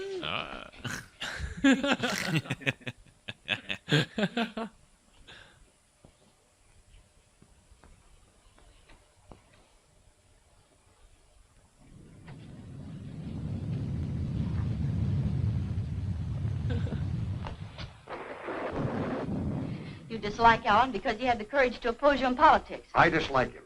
That's enough. Why should you care who I marry? You've never shown much affection for me, and you can hardly expect me to show much love for a father I can't even respect. What do you mean by that? Don't you suppose I can understand the dirty politics that's kept you in power? Do you think I'm such a fool as not to know where you get your money? And I can also thank Bentley for turning you against your own father. He had nothing to do with it. I knew about you before I met him. Well, you better start to forget him, because you'll not see him anymore. You better start to forget. I thought he was going to slap her, too. Fuck, I hope not. We'll have to yikes it.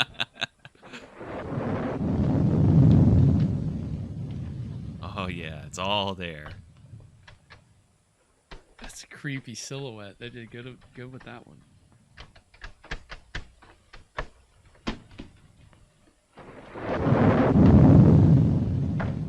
Help! Help! Someone tried to break into my room. Man or a woman? A man, I suppose. Why would a woman want to break into my room? Yeah, I guess you're right. My life Is that a jab? All right, all right. I'll go look under the bed for you. Thank You taking a pot shot at me? Ooh. Oh, like that.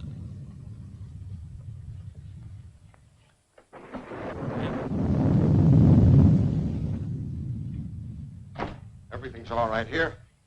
Someone tried to open that door. Can you check in the closet for monsters? There's no monsters here.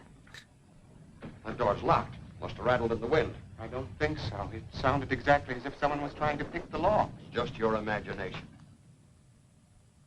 It's okay, little guy. You look very familiar to me. Where have I seen you before? I'm sure we've never met before. I suppose I remind you of someone else. He looks kind I'll of never like forget a a rat. face. Yeah. Something about you is impressed in my memory. Maybe it's the decorations. I got it. That was good. You're Horace Weatherby, the missing bank cashier. I've seen your picture in the papers. I don't know what you're talking about. How much did you get away with? I didn't get away with anything. I'm on my vacation, and I have Nothing. the right to go where I like and do what I please. How much did you get away with? I could find out for myself by opening that satchel. No, wait a minute. I'll tell you. It's not. This is not a satchel. $50,000. It's a purse. It's far from being peanuts. You better turn that money over to me. No, I won't. This is my last and only chance to live, and I won't give it up. All my life, I've been nothing but an animated dadding machine. I wasn't supposed to have any feelings or emotions. They just wound me up once a week with that little salary check that was supposed to make me tick until the next Saturday. And traveling back and forth to work in that crowded subway with its smell of sweat and garlic, all I could think of was fresh air and the out of doors. I never planned to embezzle any money, but the chance just came one day. And Who's eating garlic on the subway? I can't give it back now that I've gone this far. Hey, you like garlic? Van Helsing. You're free to do what you like. It's that It's the or only way to stand keep trial out for the embezzlement. goddamn vampires. Otherwise, these subways it'll turn into a feeding frenzy. We'll all be sitting ducks. The New York Transit Authority has to put garlic everywhere to keep the vampires off the subway. Don't forget your garlic. Wait, did he get the money? Yeah, I guess he got away with it.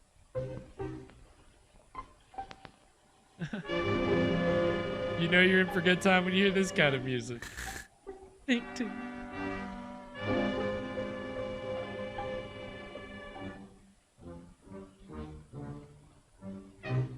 Oh, Andy, what mischief are you gonna get into?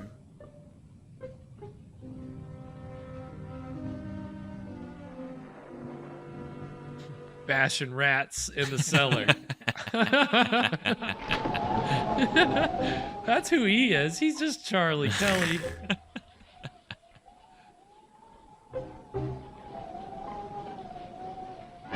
Just gonna crawl up through the floor. George Zucco is very much a Dennis and a Frank combined. Very much.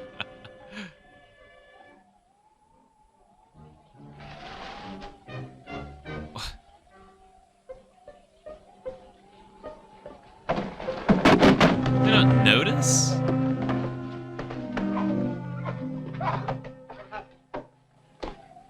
They're coming from behind. Who? A whole bunch of them. Take your foot out of that clothesline and you won't be attacked anymore.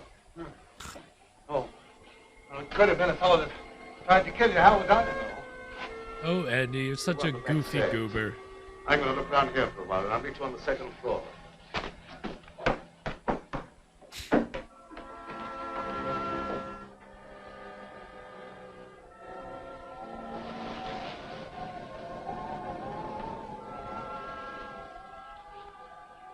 You know I got... Yeah, he's definitely like a Frank Reynolds. He's got his piece on him. He immediately pulls out the gun.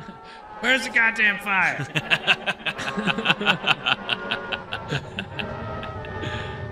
Uh-oh. Footprints.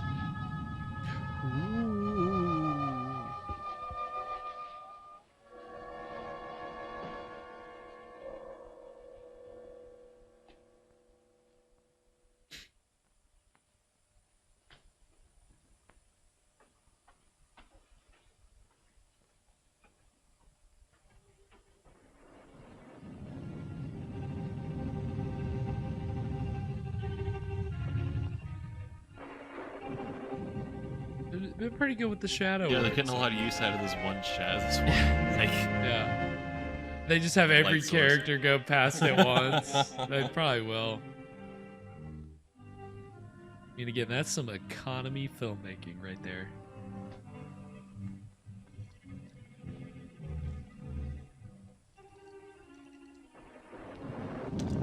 This is another stock music track that got used in so many public domain horror movies.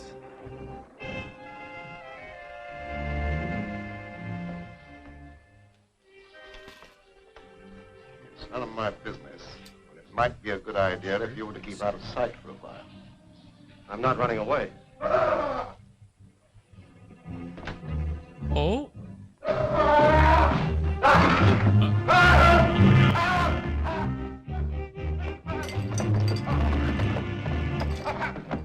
I found the dead man. Bannister's gonna fly right off the dang stairs. You gotta be careful. I love anytime I see like a banister on a film back. set, it's always like the most flimsy looking thing. Wobbly, yeah.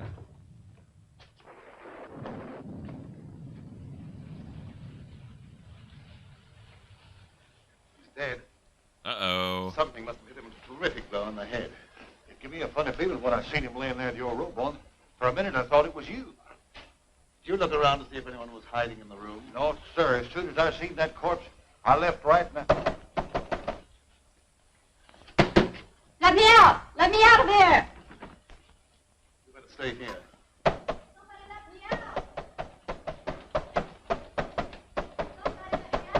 Who locked her in? I guess her father?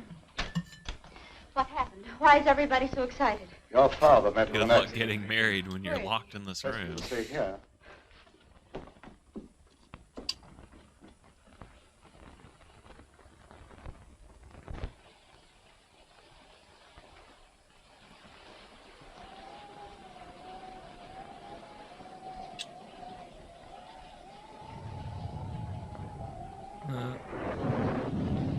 Not me. It wasn't me.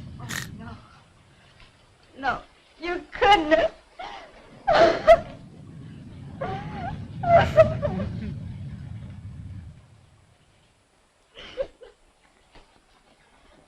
Oh, dear, how awful.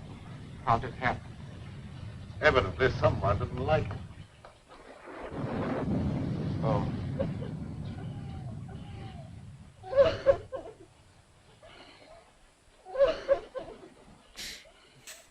What is all these? What are all these glances? Poverty Row never gets this subtle. Wow, that was so weird. Yeah. A lot of artistry on display tonight. Yeah, subtlety is not usually the word Nobody I use upstairs. when I'm talking about a Poverty Row movie. One of our guests seems to be missing. Yeah. How about that fellow that's trying to register, John Smith? Well, there's your murderer. Might be.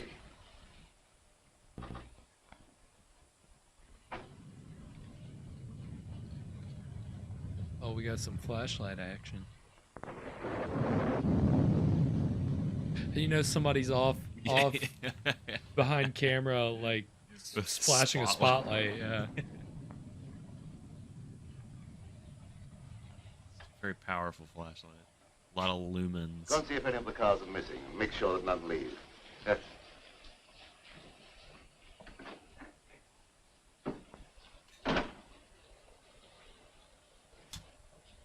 Nobody leave the room.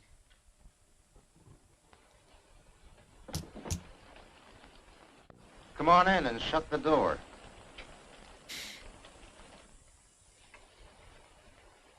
They say how this guy died? Where's that money? Is that the $64 hit on the question? head with Quit stalling. That little shrimp had 50 grand in his satchel, and Winfield took it away from him. And then what? Well, somebody's got that money now, and it could be you. So you Could it killed be Winfield. you? We won't worry about who killed Winfield. Where's that dough? I don't know. Thank you for telling me about it. Well, maybe I'm wrong. I don't know.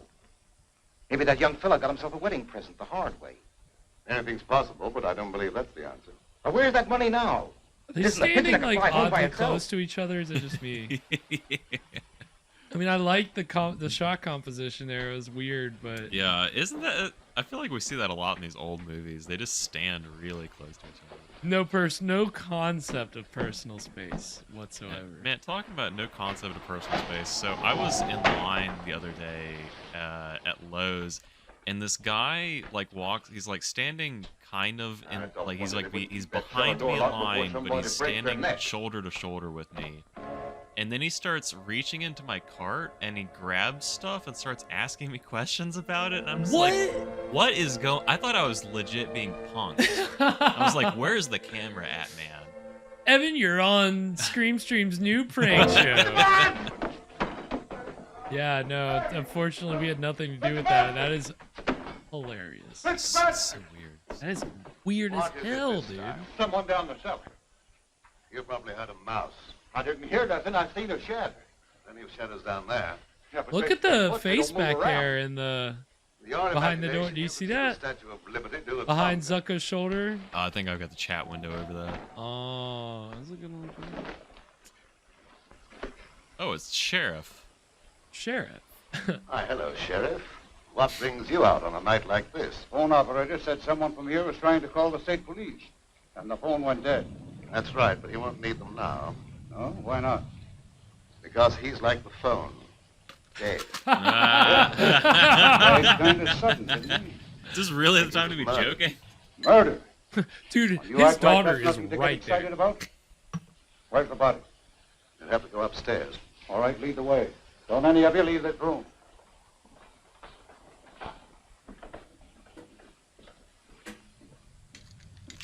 So Evan, pay close attention to Sheriff. To Sheriff. And tell me if you recognize him from anywhere. There he is.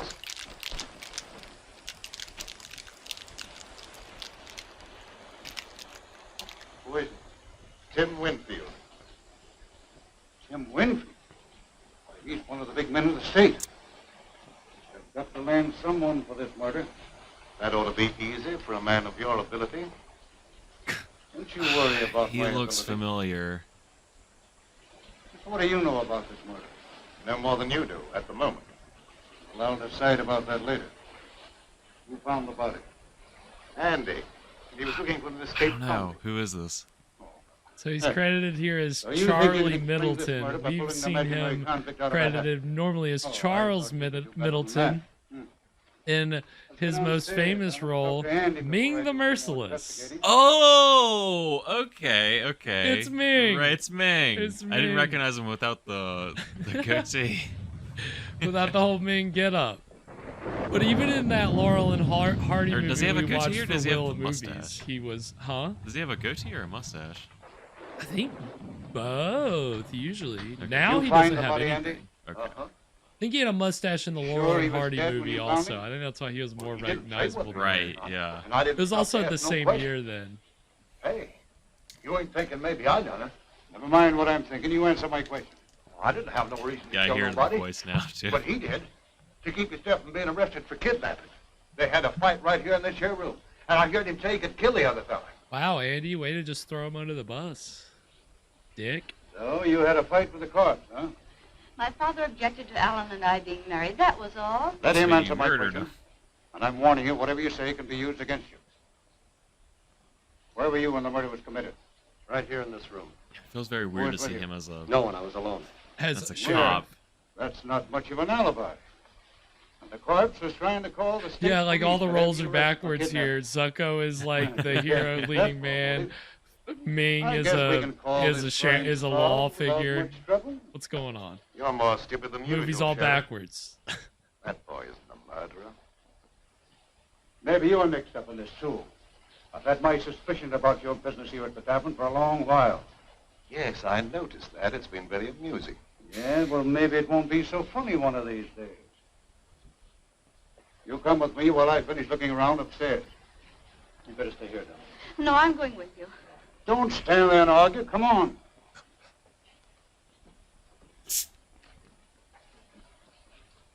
It's too bad you weren't born without a tongue instead of without a brain. Well, I didn't want him to think I done it. All right, he doesn't think you've done it, so get out. Zucco's just so good at like sneering and like spitting his lines out with venom.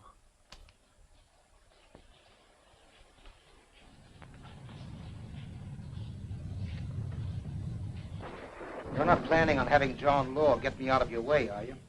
John You're Law, not in not my Johnny way. Law. I'm John not Law. going to have that boy take a rep for a murder he didn't commit. Oh, the Raven's turned soft all of a sudden. He just wants to get the kid out of a jam. He's not a bit interested in the 50 grand. Believe it or not, that's the way it is. I don't believe it. That dough's around here someplace and nobody elbows me out of the way. Okay, I think that I'm pretty sure. Yeah, that's gonna take us to our second break. Again, brisk movie. Yeah, quick movie. We're moving. We are moving through it. So yeah, I mean it's only an hour. Yeah. So yeah, that was the exciting middle of the Black Raven. So what do we think so far? Okay, so we've got one our body. One so body. maybe it's just the one body. So who did it? We've got I mean, who doesn't have motivation? Pretty much everybody. Everybody's a suspect right now, and so we'll see if Ming can narrow down the suspects. Yeah, get it figured out. It's so hard to see him as a good guy. I know, that's what's so weird about this movie is the way that it's taken. I mean, even Glenn Strange, like in a lot of the horror movies, he's the monster. He's, so it's funny to kind of see all these people who are usually playing, like very clearly defined bad guys. Like, yeah, now they're the good guys. It's topsy-turvy. Kind of the unique thing about this movie that makes it fun is the way that, they're kind of playing against type. Yeah, this is the Saturnalia of classic horror adjacent films. Horror adjacent, that's right. Again, it's but everybody, we've talked about a lot of people who've been in horror movies tonight, but even like the lead actress, Wanda McKay, she was in Voodoo Man. She was one of Lugosi. I don't know if she was the main female lead in Voodoo Man or just like one of Lugosi's victims, who's one of his zombie brides, but she was in that. She was also in The Monster Maker, which is a movie that we've watched that I have confused the title with that and the Mad Monster many times because the MMs kind of get a little mixed up. They're both making monsters. They are. They're both making mad monsters. They that's the truth. Well, and again, though, the Monster Maker is kind of they're both sad and tragic because it's innocent people being turned into monsters. But with the Monster Maker, it's kind of bad because the guy's just been injected with acromegaly. So it's not like he's being turned into a wolf man. He's just being given a real disease that real people have, and that's making him a monster. That was the problem with the whole 40s horror movies, is they used acromegaly as like, and that's the monster. And it's like, I don't think that's, Is this the message we want to send? Yeah. I mean, and that's what Universal, whenever they had a star who had acromegaly, and the last movie that they made with him, he died right before it came out, and that was when they realized, oh, maybe it isn't good that we're making movies about this guy, because that movie actually took autobiographical elements from the guy's life and telling the story of his character, who then becomes this monster. Well, then they got cold feet after he died. Now, maybe this is uncouth. So what do you think they did? They sold it to PRC, the studio who made tonight's film, and PRC released it. Oh, yeah, PRC did not have the same scruples. No, not at all. And again, that's when you asked me earlier about the differences with Poverty Row. I mean, that's really it. Again, not going the full exploitation route that we've been talking about this season. We've seen examples from Dwayne Esper, who's put nudity and drug use and all this stuff in his films, but still paying the rent. Yeah, seriously, talking about paying rent. But still willing to kind of take some risks that, definitely the studios wouldn't take. And I mean, it's not a good film. It's also not public domain, unfortunately, even though it's a PR. So that's another one that's still got copyright. But it's it's a funny little factoid that goes back to our Poverty Row theme tonight. Again, the other theme of tonight that we've talked about is, of course, old dark house murder mystery movies. And again, we've talked about this genre many times on the show. It was very popular in the 20s and the 30s, really all the way up through the 50s. And we've seen The Bat, which was like probably the end of like people trying to do serious murder mystery old dark house films, because The Bat wasn't great. I'll be the first to tell you. I mean, you remember, it wasn't, I don't know. It just, there was something about it that just wasn't grabbing. It was just kind of flat. I mean, it had Vincent Price, but even Vincent Price is like, he's kind of wasted. He's just not as memorable. No, it's really not. And that's where if you were trying to do a serious murder mystery after a certain point, it was kind of hard. I mean, again, even that trailer we saw for The Cat and the Canary, obviously, even in the late 30s, they were like, we got to be making fun of this. The 20s version of The Cat and the Canary is considered a horror comedy. Even in the 20s, it was like making fun of like these tropes. It was always kind of a thing to make fun of all this. But after a certain point, it was all comedy, right? So these are the two trailers that we're gonna have for the break. So these are two examples of old dark house murder mystery comedies, which I am really endeared to. And later stage, again, post the formal, timeline of the genre from the 20s to the 50s. And when you get into more kind of parody, that's where you get these next couple examples. So 70s and 80s. So the first trailer is a 70s example. And these are actually both movies that I've shown to my friends growing up at certain points. I don't know if you're around for all of these, Evan. The first one that we're going to see is a trailer for a murder mystery film called Murder by Death. And it is a spoof. It is a spoof of murder mysteries and detective stories, kind of more specifically, because it's about all these. Basically, they're spoofs of famous detective characters who are gathered in a house, in a mansion on a stormy night to solve the murder of the host. And it's just a straight up spoof. And it's a little politically, I shouldn't say little. It is politically incorrect because it casts Peter Sellers as a play on a Charlie Chan style detective. So he is in Yellow face, and the trailer prominently features this. So I mean, just go ahead and trigger warning out there. But it is a funny movie. It's got so many people who are at the time kind of big name actors, and they play their roles really well. And it's just it's a spoof in the sense that there are jokes like flying at you constantly. It is one of those movies, and that's one that I've just always liked. The second trailer that we're gonna see, can you guess what it is, Evan? Thinking of formative murder mystery comedies that I no worries, sweet feet. Glad you're in the house.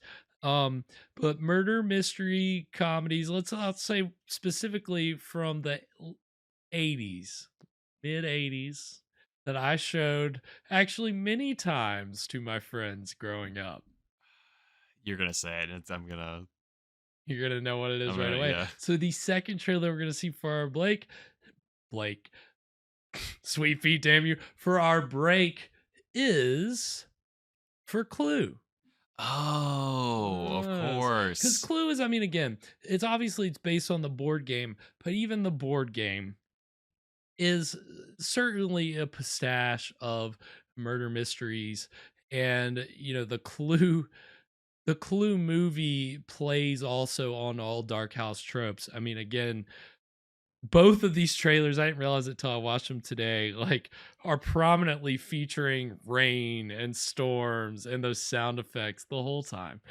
And so that makes it fun. It's such an aesthetic. It is. It really is. Like that idea of, okay, this isn't just a murder mystery, but we're in this big mansion and it's a stormy night and we're all kind of stranded here because some of us have tried to leave, but we can't leave because we're stuck here. It's the classic plot. And but again, trying to do that straight in the 70s and 80s obviously is hard when you have movies like these coming out, which are, again, Clue was not a big hit when it came out. It attained cult status later on. I mean, that was certainly how I kind of fell into it. I don't really remember it having much of a cult presence whenever I fell into it. I just was like, oh, this is a weird movie. Let me watch it. And then I liked it. So I showed it to 5 of my friends, and they all were like, this is weird. Because again, it's one of those movies that you do have to watch it 20 times to try to make sense of it and actually follow every single clue. And I mean, it's fun just watching Tim Curry run around, but if you actually want to try to pick apart the threads, it takes a long time. And that's kind of the fun thing about these murder mysteries, is that they give you so much detail to give motive and all these other things. And anytime you can throw in the backdrop of a secluded mansion on a stormy night, that's a whole vibe, as the kids say these days. So you're gonna see these 2 trailers for some later stage old dark house murder mysteries, and then when we come back, we will get into the exciting conclusion of The Black Raven. So stick around.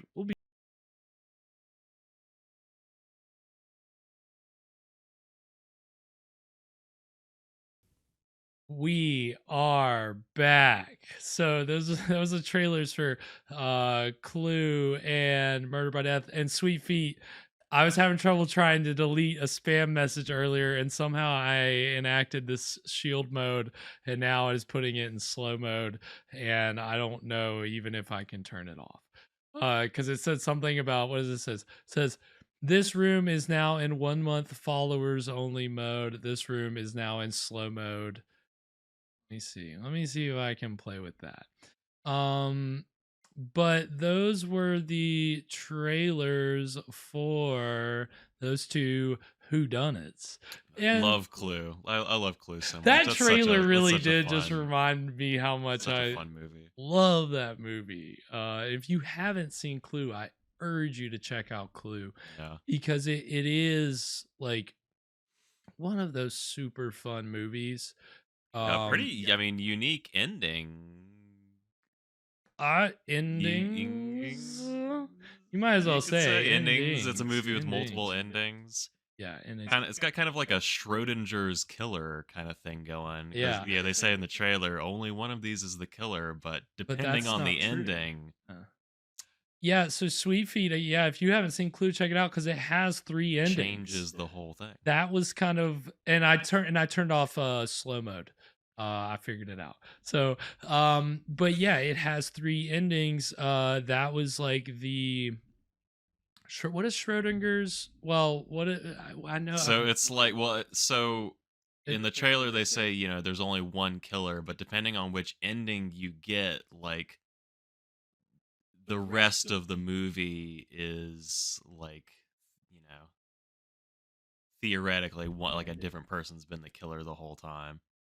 But what's So it's the like principle? it's like everybody's. What's the Schrodinger's? What It's is like that? everybody's simultaneously the killer and not the killer until you get the ending, and then it's only one person. Right. So it's like that's No, but I mean, what's the quantum definition of the concept Schrodinger? What is that called? It's the thing where it's Schrodinger's. What isn't there? cat. It's a cat. The cat. In the Schrodinger's box. cat, and that is the principle is. So the idea is that like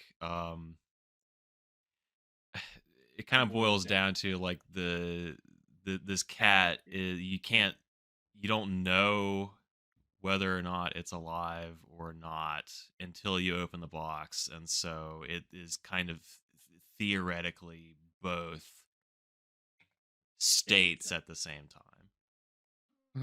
Okay, I know I've heard of it before, and so it's an interesting. Yeah, It's one of those things like it's like until you observe something, it's kind of two things at once. Yeah, that makes a lot of sense. Yeah, that's a very astute observation. That's definitely, I think you can definitely say that with the whole endings thing, because that was one of the ideas that came. I was reading an article about it today that just kind of randomly popped up. After I had already picked the trailer, then one of the actor who plays Mr. Green in the movie posted a link to this whole like article about how Clue became a cult classic, where they interviewed people involved with the making of it, and the whole idea of multiple endings was like from the inception of it being a movie. That was what the creators had in mind, that it would have more than one ending. But the way they released it was each print of the movie had one of those endings.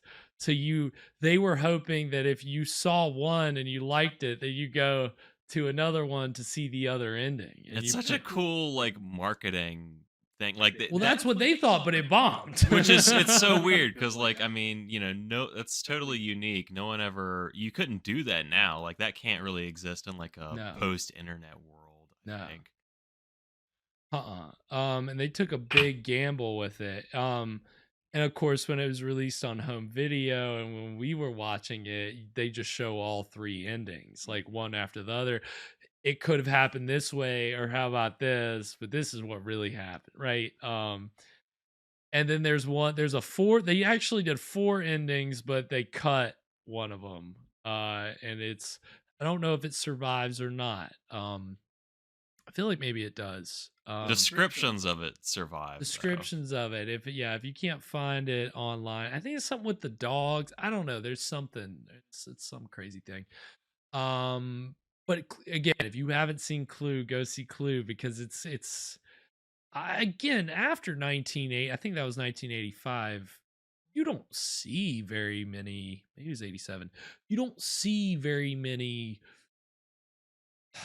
murder mysteries in that old-fashioned style of here's all these people gathered at a mansion on a stormy night and one of them's a killer who, like, when was the last time you saw a movie like that after that? I mean, you don't really see them.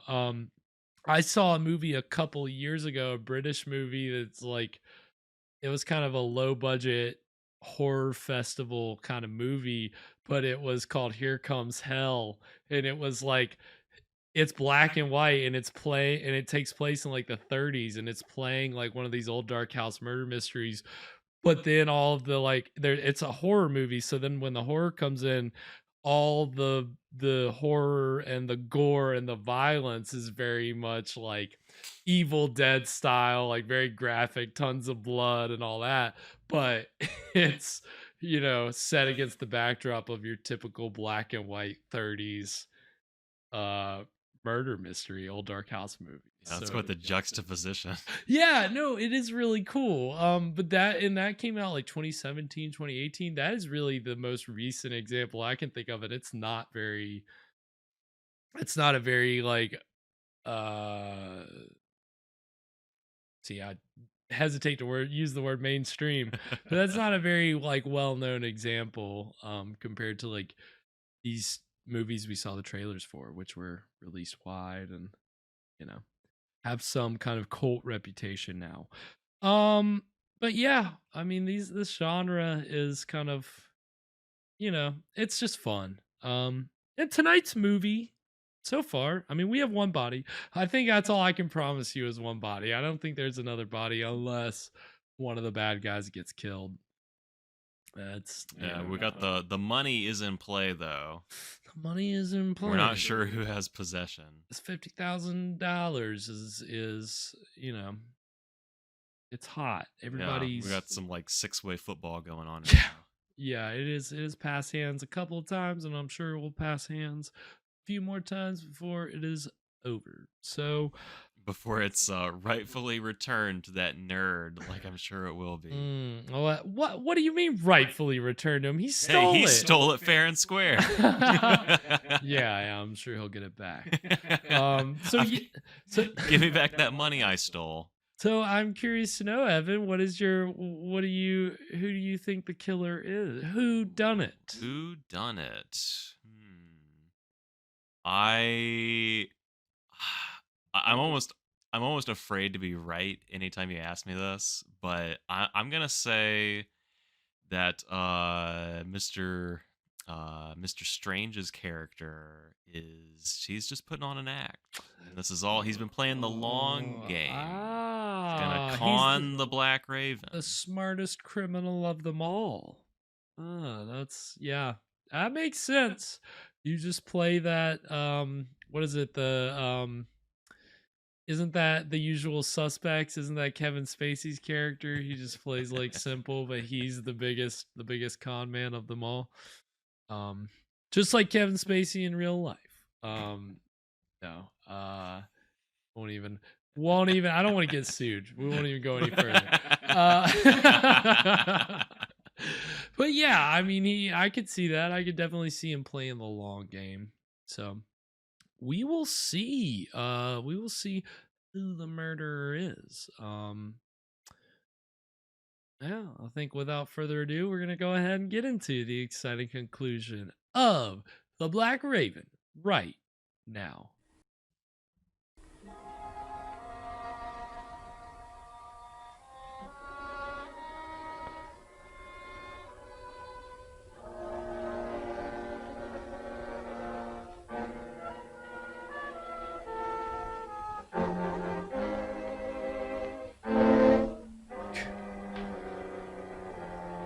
He's gonna get scared. Oh my god. That man just leapt down those stairs. I beg your pardon. I think he was also a stuntman too, so he knows how to take a fall. He definitely knows how to take a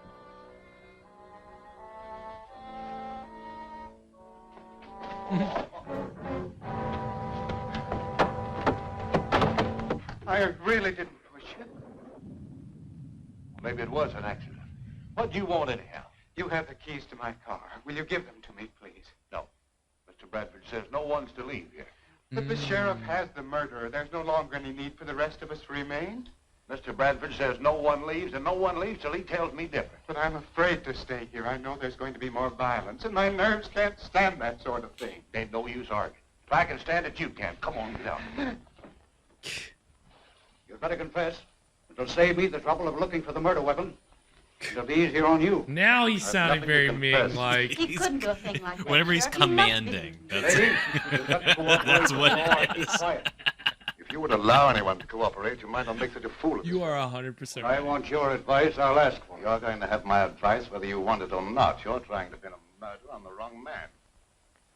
You said that sure he's innocent. Maybe you're guilty. Maybe I am. You don't know that I'm not. Are you confessing to the murder? Certainly not. I'm merely trying to point out that you don't know who's guilty. You're just trying to confuse me, that's all. He's guilty, and I'll have no trouble to convict him. Yeah, it's like he's You know better than I am. No, that is so weird. Where did Winfield go when he took that money away from you? I don't know what you're talking about. Quit stalling. I heard the whole thing. Maybe Winfield hid that money someplace. Where'd he go? I don't Like know. when he was asking questions, he sounded totally different from like. Did you kill Winfield? When he's hardlining. He's slipping into his Ming voice. Oh shit! Don't say a thing like that again. Somebody might think you meant it. Somehow that felt less impactful than the slap.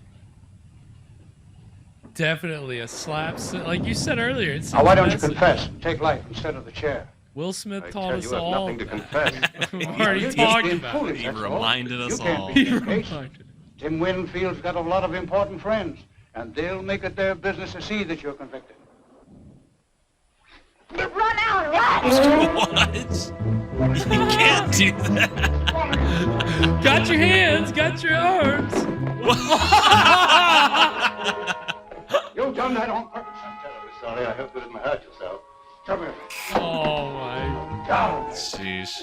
That was too good. That was great. They just bullied the shit out of him.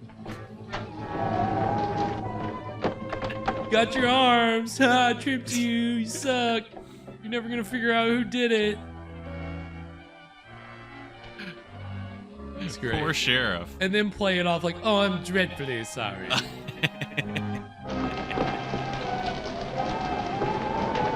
Don't you have any sympathy for Ming? We don't Way, I'm sorry he made stand that Ming on this stream. Makes it look worse for him.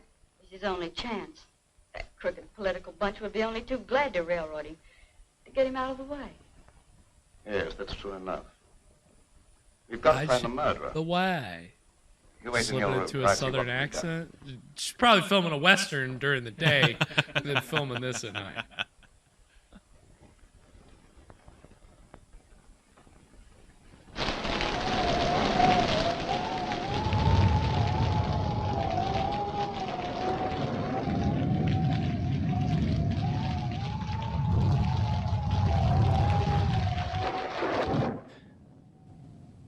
Uh-oh. I've got a plan.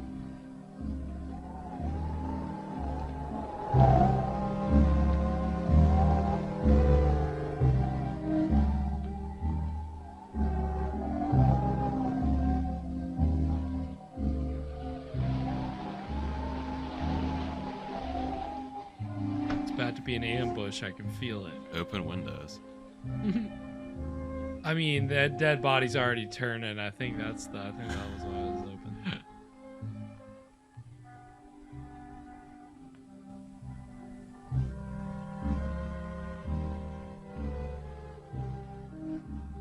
What is even this room?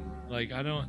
There's a wheel and some empty picture frames and some stools. It's just our junk room.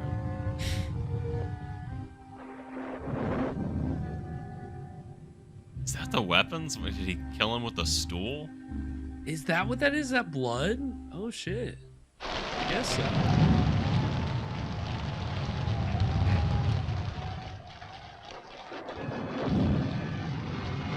Hey!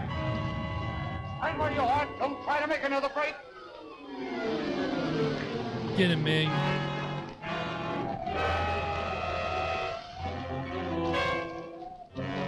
Up, or I'll shoot. Shit.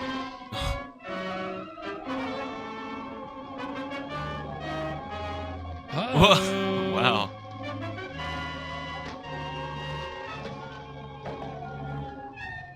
Just turning into Quite the tussle. I mean, the last time we saw a fight that good was in Maniac when the two ladies were going at it in the basement. Oh, it's this guy. Uh-oh. This guy's back. He's got the gun. Love how the rain is like crossing in two different directions almost. Like, we got one machine pointing this way, one machine pointing this way. It's gonna look great. I mean, again, that's more effort than they ever put into this. I thought so too. Guess it must have been the thunder. It wasn't thunder. I was standing by the window and I saw the gun flash. I'm afraid Alan's been hurt. Don't you be frightened. He had plenty of time to get away. He might have tried to come back on my account. Don't worry about something that probably never happened.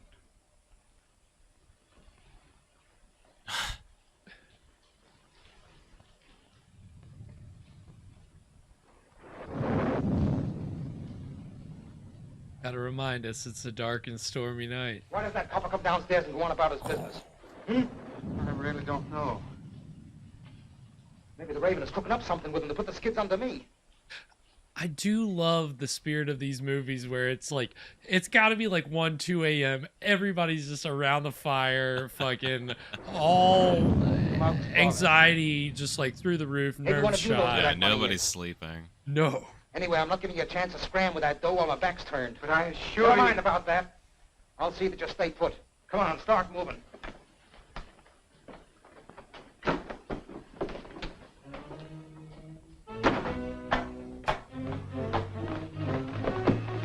Get down those stairs. I don't like it down there. Neither do I. Who asked you what to like? Get down there. You gotta kill these guys. You don't just push somebody down a flight of stairs. That's the fastest way down.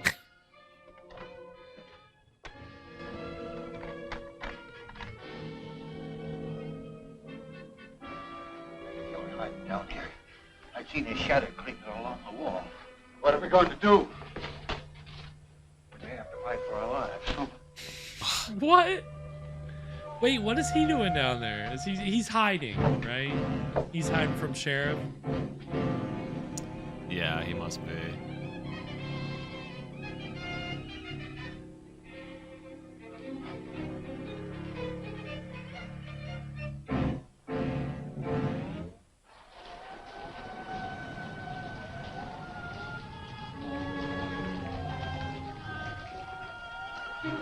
So this guy, they had him trapped at the very beginning of the movie. He got out.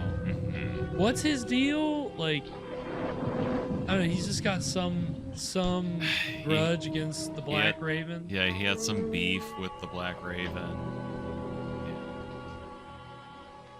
I guess now he's just here. Yeah.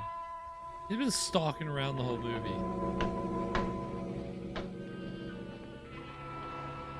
This feels like the gorilla? Guy just stalking That's right, around. that one guy, yeah. Now, where's that copper? Outside catching cold, I hope. Maybe the gal here Damn. knows something. Cold She could have blood? slipped the satchel. What's he talking about? He has an idea that someone has a satchel full of money. Now, you're not kidding anyone. There's 50 grand around here someplace. There's also a murder to be cleared up. If you don't stop talking about that, there's have to be another one. Shit. Gangster came to play.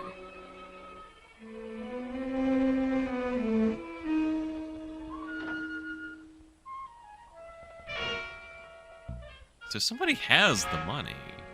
I feel like it's the freaking... I mean, this guy screams murderer to me, but... He does, but... I feel like I remember who it is, but I won't say anything.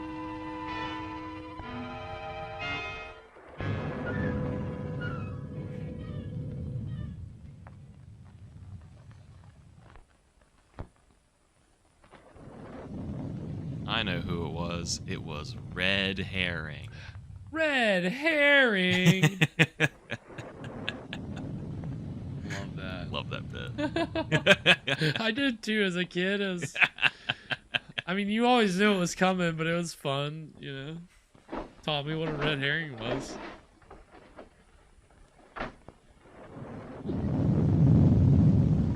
In the most literal way possible.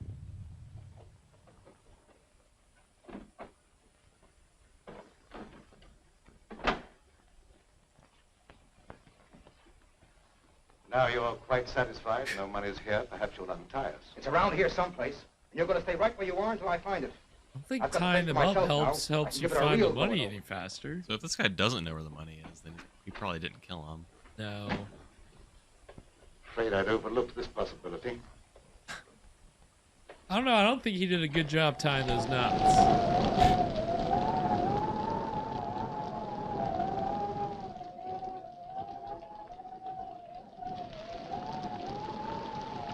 Pick yourself up, Sheriff. Takes more than a little bump on the head to take down old Ming the Merciless.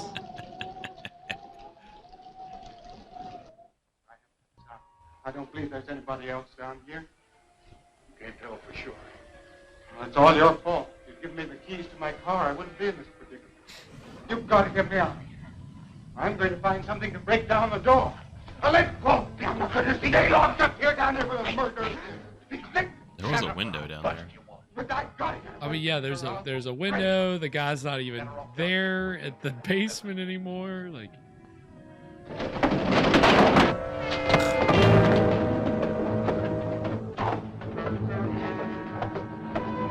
oh my god, we cannot have any more of this falling and tumbling. Although if Ming falls again, I'm cool with it. It's always fun. Always fun to see Ming take a tumble. Is anybody else gonna fall down these stairs? Surely. What's going on here? There's someone hiding over there. Oh no. Find out who that is. Come out with your hands up or I'll shoot. Damn it. So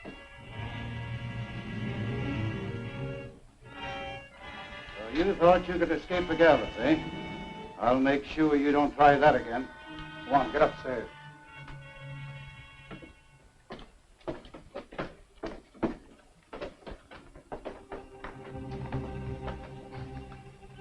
Almost worked. Get out. Yeah, he did. That gangster did a terrible job with his knots. Obviously not a Boy Scout. I mean, I don't think most gangsters probably weren't Boy Scouts. Yeah. I mean, they spent most of their time on the streets, not in the woods.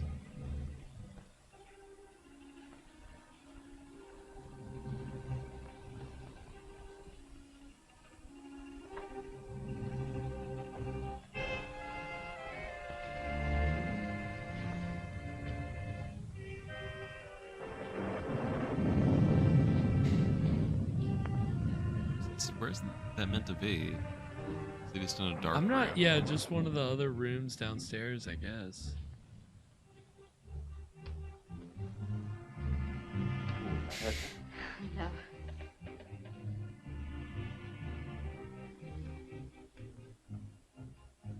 No. Alright, let's have a showdown, boys. Let's get another tussle. Oh. Well, okay. I guess that works too. Hey, second dead body. There we go. It worked out. I didn't overpromise. We got more than one.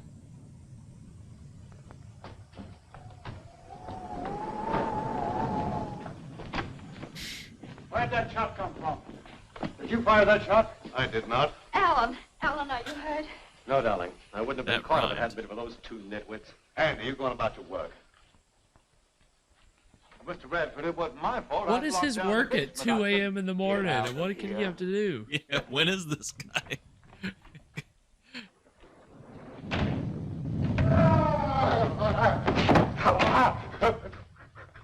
He's just on the clock 24/7. What's the matter with you?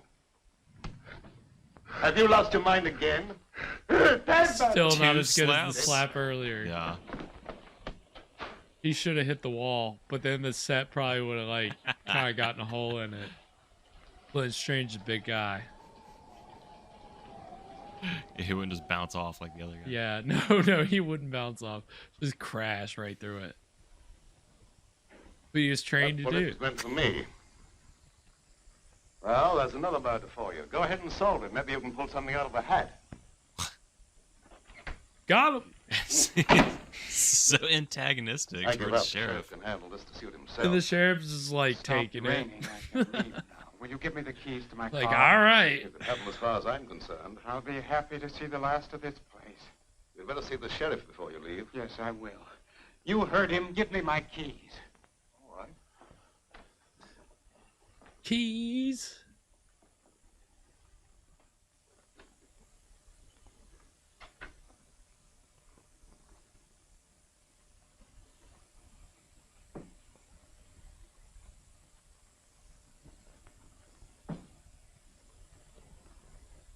I don't know. I think you probably got a pretty bad concussion, dude. I don't know if you really need to be investigating this crime further.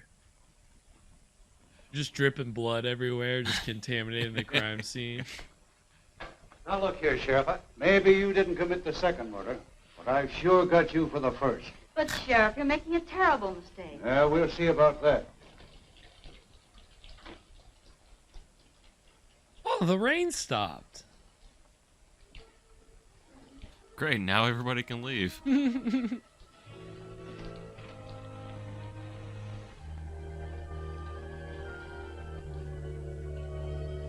Uh-oh. Does he have the money? Oh, he's got the Yeah. satchel. Okay.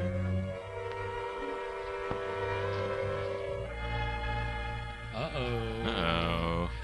We're gonna have a little... We got a good, the bad, the ugly. A little Mexican standoff? Just a minute, Mr. Weatherby. Are we celebrating Cinco de Mayo after all? You killed Tim Winfield.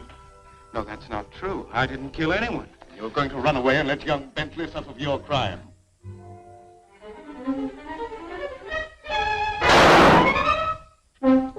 Oh, shit. Okay. If that's another murder, I'm going screwy. Move over, Sheriff.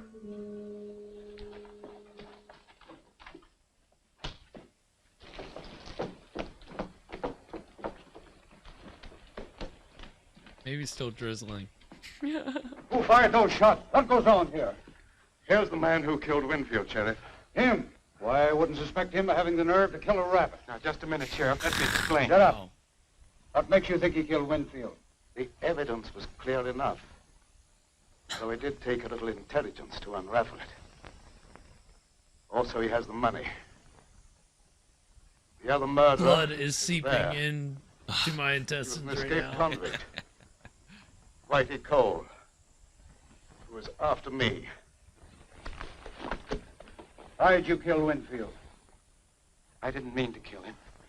But when he took the money away from me, it was just as if he'd torn my heart out. You see, I'd gambled everything on that last chance to live, and without the money, it was useless. As I sat there thinking about that, I got desperate. I picked up the footstool and followed him into a room where he'd gone to hide the money. I hit him as hard as I could. I wanted to hurt him, but I didn't think it'd kill him. And then I threw the satchel out the window, planning on picking it up when I could. Dying over here.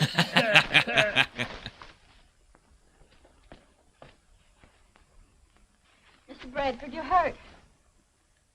I guess Whitey has paid off in full. Thanks, Mr. Bradford. I hope you'll both be very happy.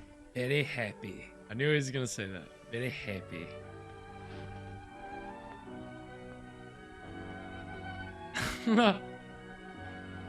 Let's embrace right over this dead body. Are you gonna kiss? Kiss, kiss. Oh, I embrace. What a happy Embrace. ending. Wow, okay. That was something. I mean, again. Robert Middlemass is Robert Middleton. Wait, what? Charlie? No, hold on. Sorry, I'm getting my names mixed up. World War II. This is World War II, Wow. so it's James 80 Bonds. million American moviegoers. Real Patriots by I U.S. mean, government bonds. there are a lot of these movies from, you know, the 40s, during World War II that have some kind of war bonds uh teaser stuck on the beginning or the end of the movie. Buy war bonds. I mean, it was, it's so funny. They even like restored. I mean, they leave them on the print because it was there and it was ingrained in the production system to promote that. Like every, you know, from Poverty Row all the way up, everybody was promoting the cause. And it's weird. Yeah, I kind of forgot that this and the other Poverty Row, most of the Poverty Row movies horror movies we've seen on the show were made during World War II. I kind of like forget about that a lot. It's Yeah, kind of yeah. I guess you weird. don't really think about that. No, definitely not. Yeah, it's kind of strange. Some other stuff going on. Some serious things happening at the time. Yeah, that was the Black Ravens. What did we think? I didn't think that they would have it be the banker. I thought that would be like kind of a non-twist. Right. It's like they set up all these characters and everybody has a motive, but at the end of the day, it's the banker just hits the guy back and gets his money. The guy that took his money the first time. When I started to realize, because I guess I did, like eventually I started to remember, oh yeah, it's this guy. He's the one that did it. Like I didn't. It's kind of obvious. I felt like it's like it's too obvious, so I wasn't gonna guess that. Right, but it's not a terribly satisfying twist. No, not really. And for whatever reason, I thought that I remembered him giving somehow like doing something with the money and giving it to the couple, like to go and start their lives. But I made all that up in my mind, I guess, because that didn't happen. Is there another cut of this movie? No, unless Tubi, because I think that's where I watched it before. Unless Tubi's got a different cut. They got the director's cut. The director's cut. That would be nice. Yeah. The alternate, the best ending where the couple gets right. 50,000. Like that's Clue. A ton They of money. Actually shot four endings. That's so much money. And in those days, 1940s, oh my god, they'd be it's a lot. It's a lot of money nowadays. Rich as hell. Yeah. I mean, yeah, nowadays, oh my god, I'd take that in a heartbeat. Who wouldn't? Who wouldn't? Good movie. I thought it was a pretty good movie, though. It's fun. It's the production is, I mean, like we've said, surprising. Like Poverty Row is in kind of top form today. 100% more than. I mean, because we have seen some other decent Poverty Row films, but we have also seen some very hard to sit through ones where they're maybe phoning it in a little bit. Phoning it in a lot, and usually in the ending. And I mean, again, here I think you can kind of say the ending wasn't anything crazy. It was pretty much, pretty explanatory, but it was about kind of the finer touches along the way that they're not known for. Mm-hmm. It's like, oh, okay, cool to see them do this, cool to see them do that. Yeah, I mean, those. I mean, like I was kind of joking earlier. I mean, there is some artistry on display here. Got some good photography. They got great use out of the rain machine. Yeah. Oh my god. The fact they even had the budget for that is... The sets were pretty good. We got some exterior stuff. Right. I mean, I think the only other time with one of these movies where the exterior was like really complex in a similar way was the Mad Monster. Because you remember the swamp. Yeah, the swamp. That was pretty cool. That was neat. It was a nice set, and to see a wolf man kind of run around the swamp was some fun imagery. So I think it definitely evoked kind of a similar thing, but still, like creating rain is so much more complex than, at least to me, than setting up a fog machine or I would think so. I mean, in my mind, it's a lot of water to manage. Shit ton of water. I don't know how they did it, but yeah, I mean these Poverty Row films are not known for their complex exterior shots. But here we got some really involved exteriors that had interesting lighting and just We got some good shadow stuff. That was pretty yeah, neat. Some good some good shadow work. silhouettes. Yeah. I liked the characters in this a lot. They make up for the monster factor, the lack of monster. We had some good characters. I mean, part of this is just because I enjoy the actors. Right. I mean, Ming dropping in was a surprise, but certainly welcome. Right. And it was funny because whenever he first showed up and we were seeing him and listening to him, it's like, oh yeah, he's like not really as recognizably Ming as like when we saw him in the Flying Deuces for our Wheel of Movies movie, and that it was like from the first time we saw him, we're like, oh, that's Ming. Yeah, like he sounded the same, he looked the same. Might as well have been wearing the headpiece. Pretty much, yeah. That's all he was missing. And so here, he was putting on like more of like a country. I don't know. He was just doing something different with his accent and the way he was talking, and he didn't have the facial hair, so he looked different. But then, as Evan pointed out, at the points where he just snapped into it, like into authoritative mode, it's like, oh yeah, that's Ming right there. Yeah, he just goes back into Ming mode. I wasn't expecting it, and so it was a nice surprise. There's just something about the very short, curt delivery of his commands that hard to separate that from the from Ming just barking at his subjects as he was wont to do many times. Such fun. Yeah, seriously. That was a nice little callback. Nice little callback to our Flash Gordon Conquers the Universe episodes that we did. That was a whole mini-sode season. We got 12 episodes of that. So go, if you don't know what we're talking about, when we've been talking about Ming this whole time, now's the time to say, go check out our mini-sodes on Flash Gordon Conquers the Universe, and you'll see just how big of a presence Ming really is, and why he's, seeing him in other things. The same actor, Charles Middleton, is always like, whoa, there, Ming. So yeah, that was definitely a highlight for sure. And I mean, some pretty lame comic relief, as is to be expected from these Poverty Row movies. Comic relief was not their strong suit. Always love it. Just always love it. Just always the comic relief character in these old. It always like grinds on you. It's always a little.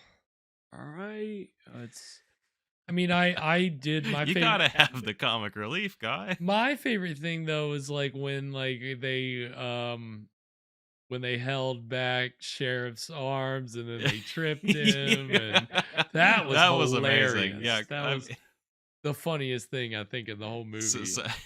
So they're gonna get away with that, right? Yeah, like he's not gonna arrest them for like assaulting a police officer in the line of duty, or like anything, interrupting an officer in the I don't know what the different charges are, but they did not seem to face any consequences for making a fool out of Sheriff.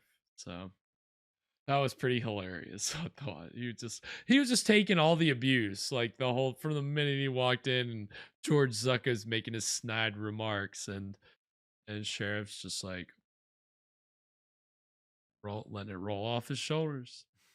But yeah, it was fun. It was again, like you said, the characters are certainly a little more developed than what we get with our horror fare.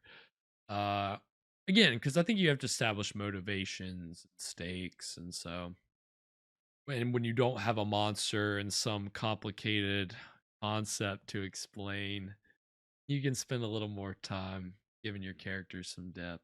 So, yeah, all in all, pretty pretty enjoyable movie, and you know, Old Dark House murder mystery is definitely not totally horror, but it it plays on certain tropes and conventions that, you know, it's all about tension and suspense, and there's just this overlap. And so next week we're getting back to some good old fashioned monster action. Next week we're gonna be watching a 1964 film called Zombie, aka I Eat Your Skin. It was so it was made in 1964, but it wasn't released until like 71 or sometime in the early 70s, when it was retitled I Eat Your Skin. It was originally titled Zombie, and then when it was finally released, it was on a double bill with this movie called I Drink Your Blood. So for the double bill, they wanted the movies to have like similar titles. So they have I Eat Your Skin and I Drink Your Blood, or I Drink Your Blood and I Eat Your Skin. So it's like a pretty intense title. But this is a pretty straight up B zombie movie in the voodoo vein.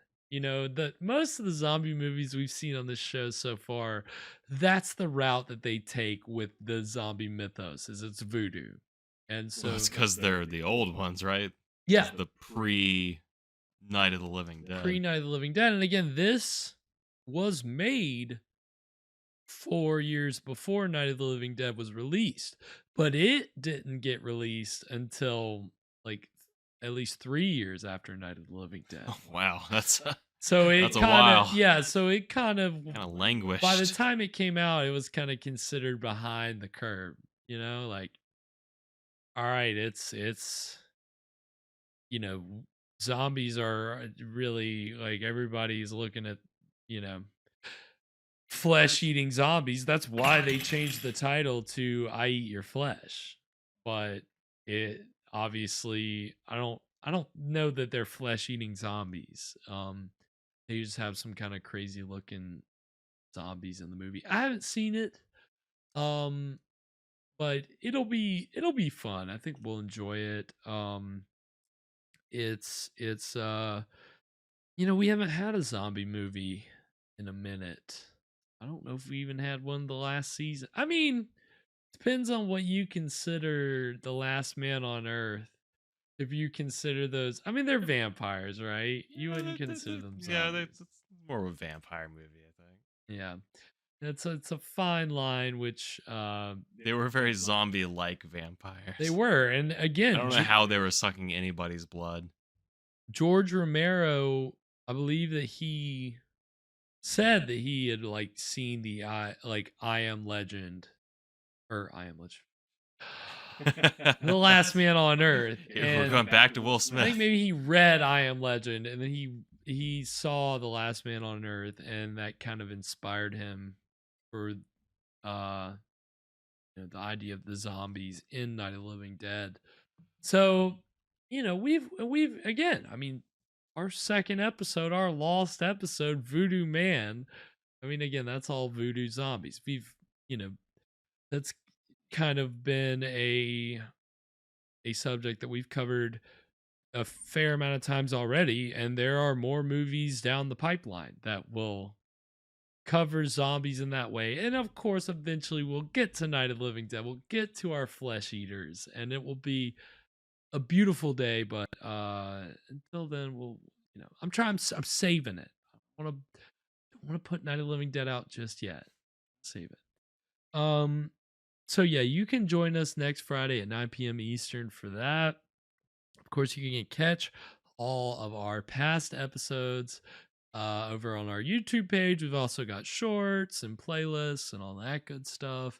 You can go and follow us over on Twitter and Instagram at Scream Stream Show.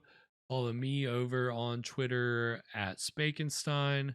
Follow Evan over on Twitter at Caligari Cursed. And Fresh Rogan was not with us tonight, but you can follow Mr. Fresh Rogan over on Twitter and Instagram at Fresh Rogan. Thanks everybody so much for joining us tonight. Thank you, Evan, as always, for joining me. Anything before we sign off tonight? It was the banker in the basement with the bar stool. Haha! You win. You've won the game of Clue. Until next week. Sweet screams, everybody. And to all, a good fright.